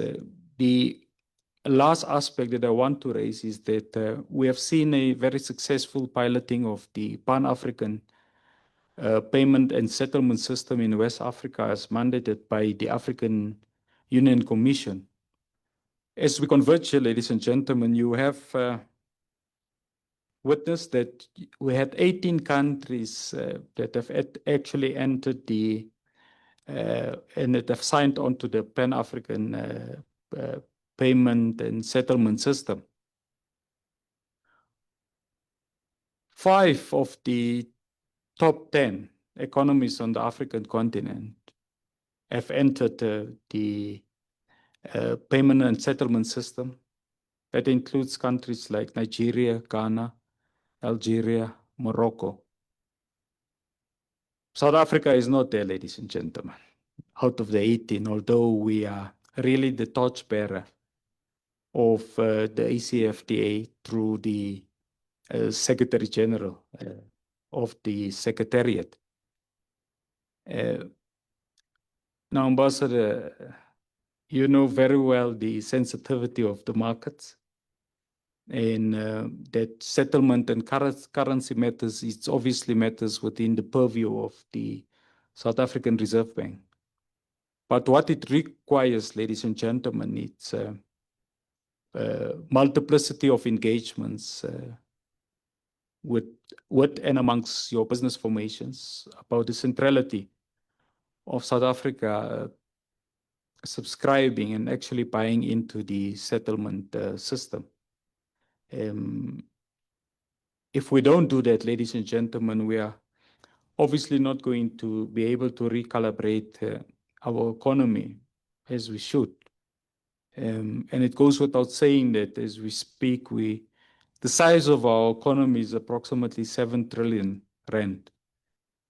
We require this economy to grow, ladies and gentlemen, and you can only grow amidst the current poly crisis if we use the ACFTA as a catalyst for that type of a growth. But be it as it may, ladies and gentlemen, we have made a commitment that the G20 presidency will substantively be an African presidency, given the fact that we are privileged that during this year, the African Union have actually taken its rightful place alongside that of the European Union in the G20. We have obviously made our four strategic priorities,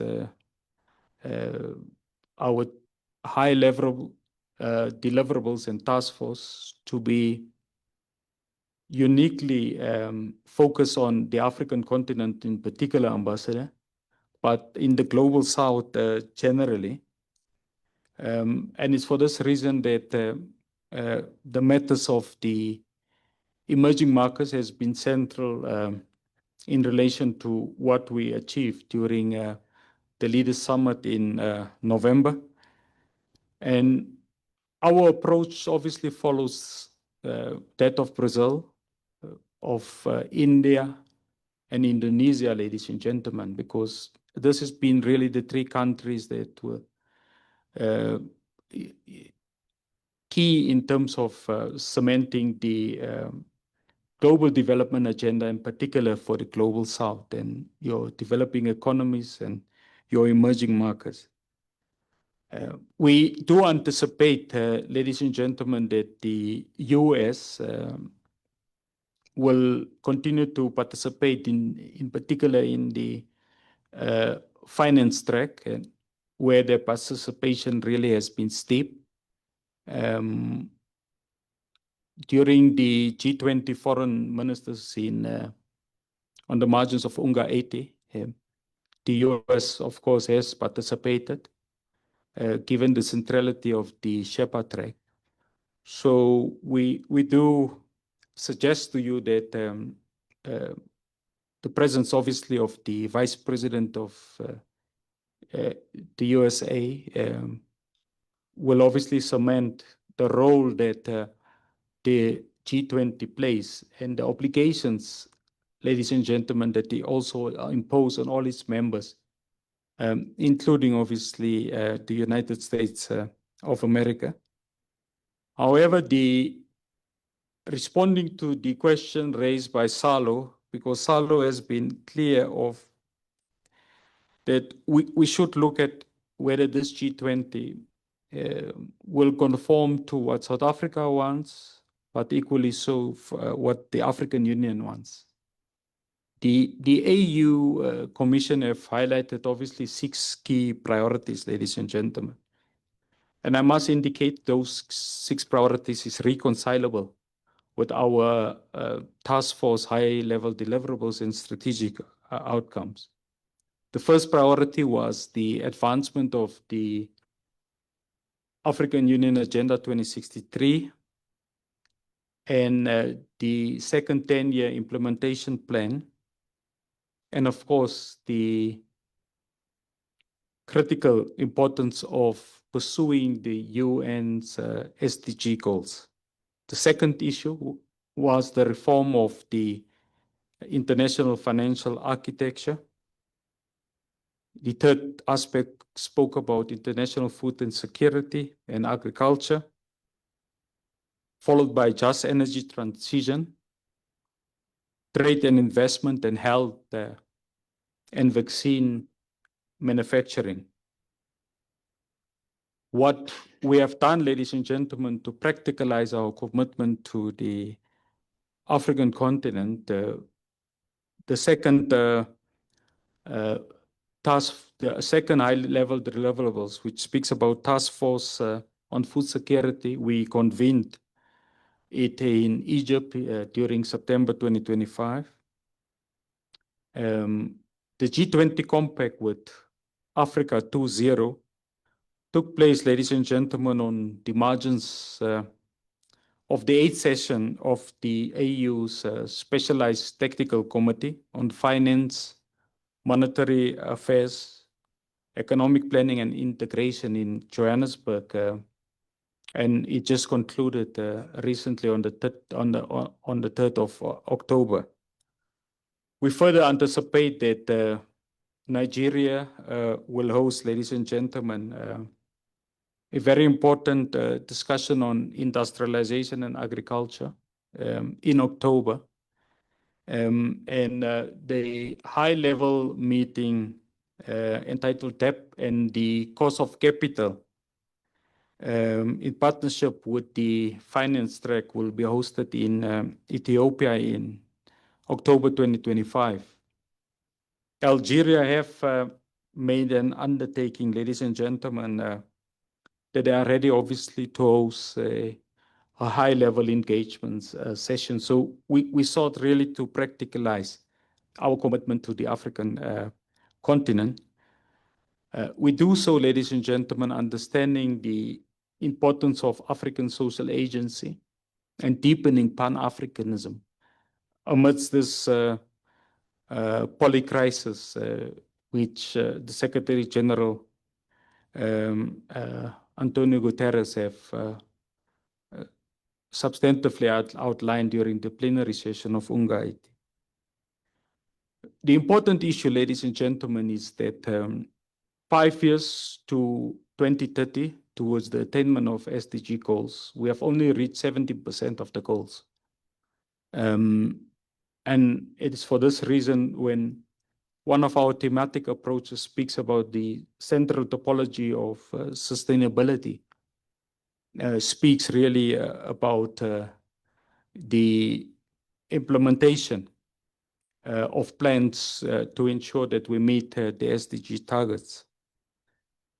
Ladies and gentlemen, we are convinced in South Africa, and we have said that to our partners within the G20, that our thematic approach that speaks about the importance of solidarity, the importance of equality and sustainability, seek to bring along all members, not only within the G20 family of nations, but also those countries that are part of your less developed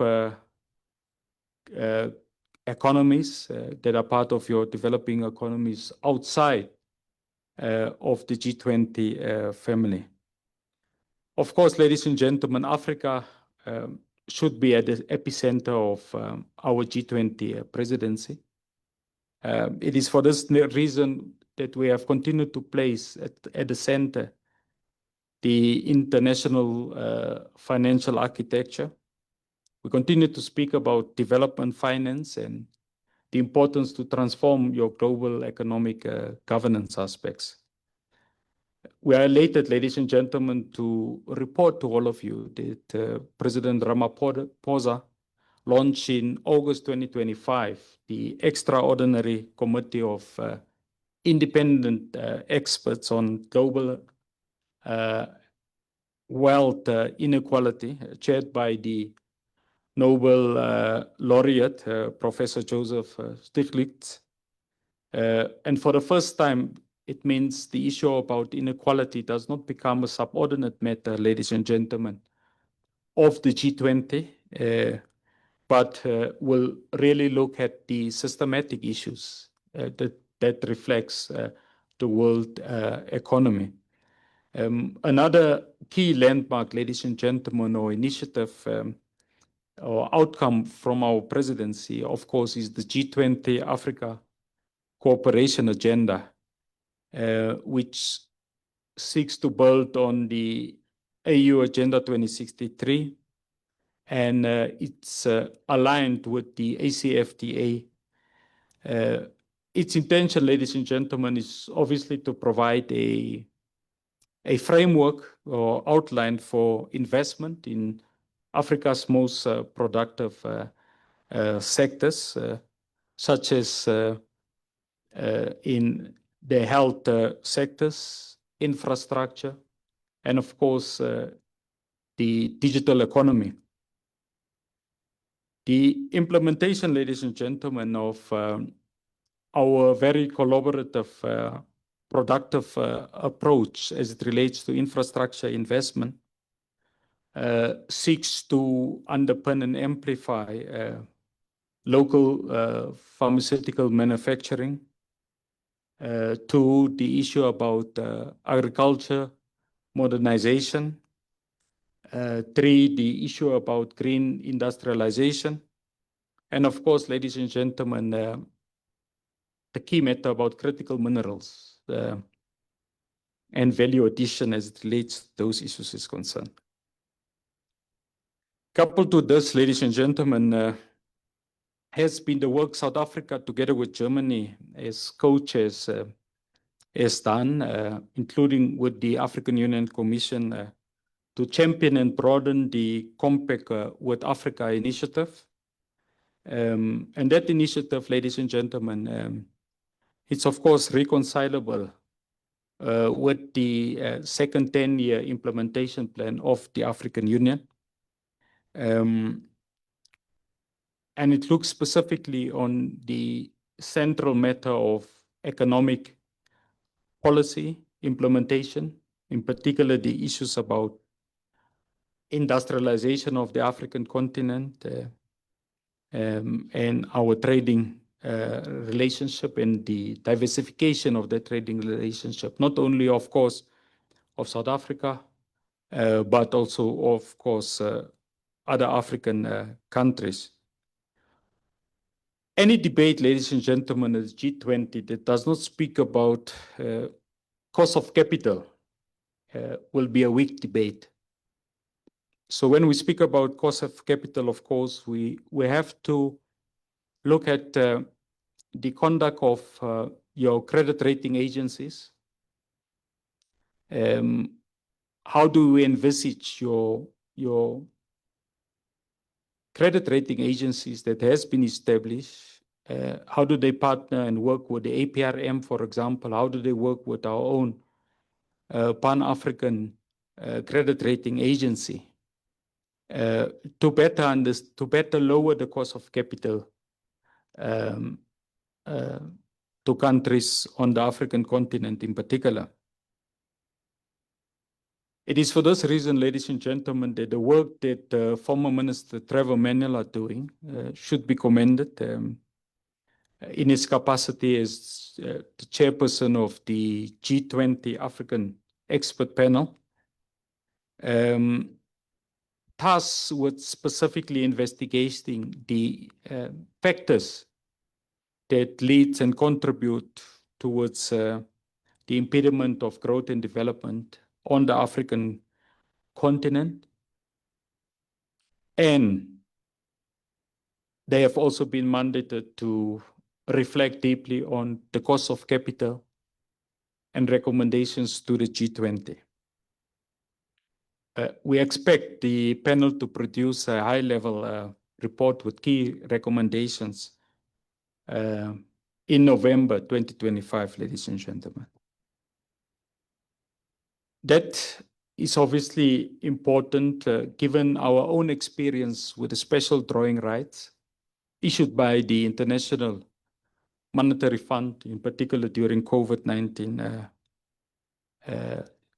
pandemic, and the need to ongoingly reform the multilateral development banks, ladies and gentlemen, which include, of course, your World Bank. Our submission in terms of the detail that will come from the finance track is that South Africa's G20 presidency has uniquely been able to advance the agenda of the African continent and that of the global South, broadly speaking. As I conclude, ladies and gentlemen, debt sustainability for low-income countries is a key aspect on our agenda of the G20. Having said that, we are obviously looking on the common framework for debt treatments, ladies and gentlemen, whilst simultaneously championing climate resilient debt clauses. Because our anticipation as South Africa, of course, is that the current debt arrangements with a number of African states have further impeded, ladies and gentlemen, the capacity of African states to be developmental in nature, given the fact that its debt obligations then place on the back further in development, investment in education, health, and insulating Africa individual states from climate disasters. Ladies and gentlemen, building on our own experience in South Africa as it relates to your just energy transition, we do anticipate working with the G20, but of course also with within the broader conference of the parties approach, that the matter about climate financing for just energy transition pathways will be key and critical. So we are pursuing financing, ladies and gentlemen, that are concessional based, financing that are predictable, but more importantly, financing that should be aligned to the national development strategic agenda of different countries. On critical minerals, ladies and gentlemen, we do anticipate that the medium-term budgetary policy statement in November, mid-November, will set the firm basis for what our anticipation is for the leadership summit that will convene 2 weeks thereafter. Because of market sensitivity, I will pause there as it relates to critical minerals. But safe to say, ladies and gentlemen, we have a particular dilemma on the African continent where we subscribe to Pan-Africanism, but not necessarily do in our actions live and becomes the embodiment of African solidarity. For example, on green and critical mineral strategy, the AU Commission in December 2024 produced its own critical minerals framework strategy. All 55 members of the African Union, ladies and gentlemen, have been mandated to domesticate this critical mineral strategy. All regional economic communities were supposed to develop a regional critical mineral strategy within the context of the REC. In May 2025, South Africa announced its own critical mineral strategy. As we are speaking, as a member of the SADC Troika, SADC, ladies and gentlemen, does not have a critical mineral strategy. And I'm suggesting is an important dilemma for the African continent, for us also in SADC, because if we identify critical minerals to be a positive contributor towards alternative and green technologies, you need to understand the mineral complex of your critical minerals. And I think we invite, of course, SALO and a number of partners to work with South Africa, in particular during the processes leading up to the SADC chairship, so that at least there should be some elementary work that we do, obviously working with the SADC Secretariat on the development of a critical mineral strategy for SADC. So this is a key issue within the agenda of our G20 presidency. I'm raising it, ladies and gentlemen, because we have seen the G20 came up with a different initiative to that of the Kimberley process, the G7 initiative, especially as it relates to diamonds is concerned. And I'm saying it's a unique initiative because if you look at the G7 nations, you actually only have one key diamond producing state, Ambassador. It's Canada. And South Africa, through SADC, must ensure, for example, that Botswana have a critical mineral strategy, given its mineral complex and obviously the DRC and every other country. But be it as it may, ladies and gentlemen, I think as I conclude, the issues about artificial intelligence, digital transformation, and data governance, it's important for the success of our presidency, the success of the transformation of the African economy that should be obviously transformative in nature and should be mindful of the innovation and the solutions which digital payment system present to the African continent.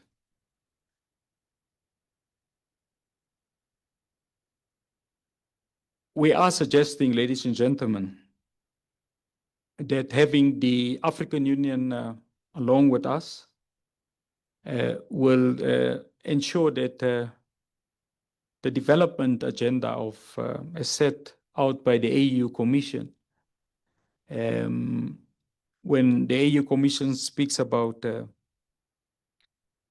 the importance of modernization of its agricultural economy, when the AU Commission speaks about the pitfall of illicit financial flows, that those issues, ladies and gentlemen, in partnership with the African Union, we do suggest that we will be able to have ministerial declarations and outcomes documents.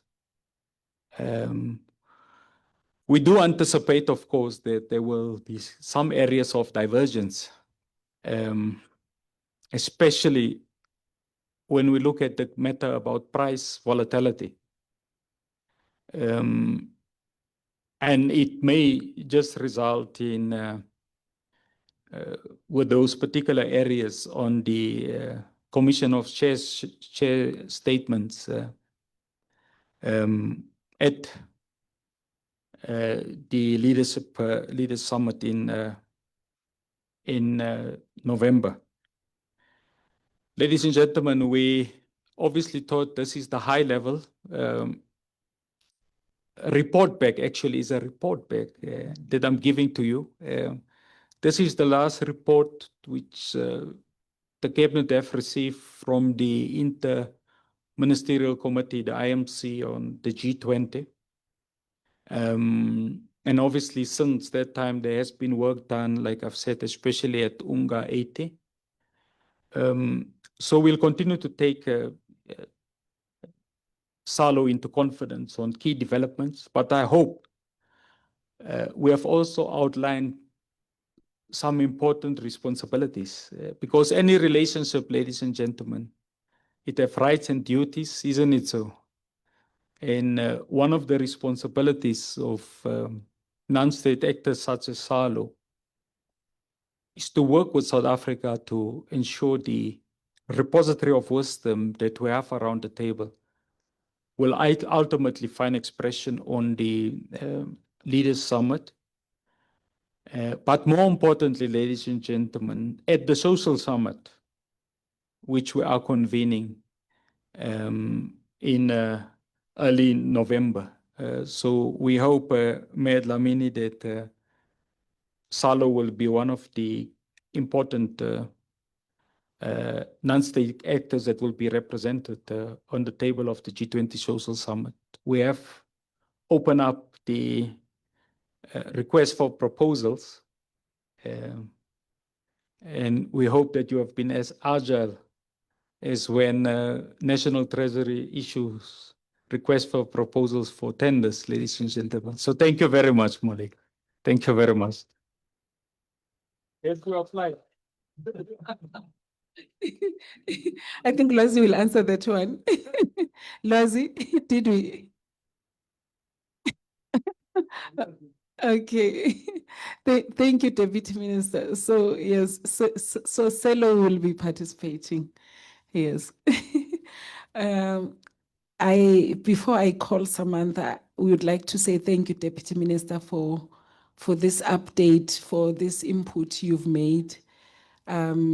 We also don't take it for granted that our government is always available to participate in activities organized by the civil society. So we appreciate that, and there are some takeaways that we also picked up earlier that we'd like to share with you, but we know Zaire will also make sure that he shares.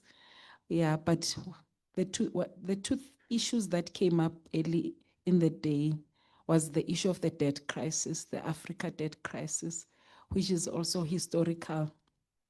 And this is something that would like, from the broader continent to see as high up in the agenda, that debt crisis that remains historical, the terms of, borrowing and all that goes with it. But another issue that came up, Deputy Minister, was the issue of the international tax regime, how it is disadvantageous to the continent. And we would like our government to also look into that.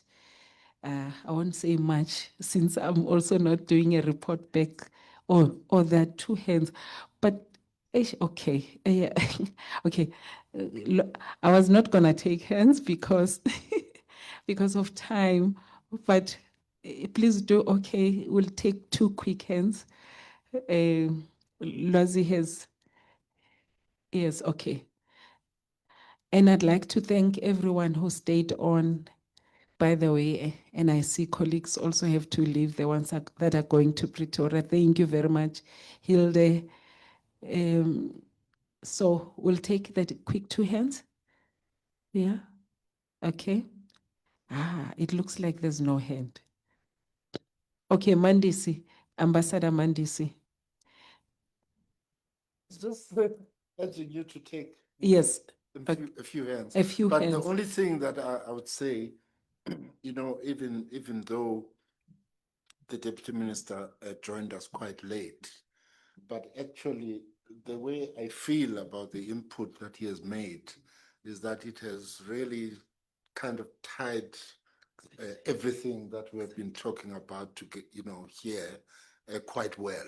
And I'd like to really thank the deputy minister that he still came. But I'm sure the SALO people will be the ones to do that. But I wanted to express that sentiment, that my own sense is that, even though the deputy minister came right at the end, but I thought, his input really just helped to cement and tie up everything that we've been talking about in this forum today. So thank you so much, Deputy Minister. Thank you very much, Ambassador Mandis. Ambassador Mandis is a friend of SALO, so I believe that you spoke for all of us and for everyone that is in attendance. And we would also just like to thank those that stayed on Zoom and other platforms. And I'll take this opportunity to ask Samantha Isaacs to come and do the closing for us and some announcements. Deputy Minister, thanks once again. And to the Dean, thank you for also changing your plans as well, just to be here.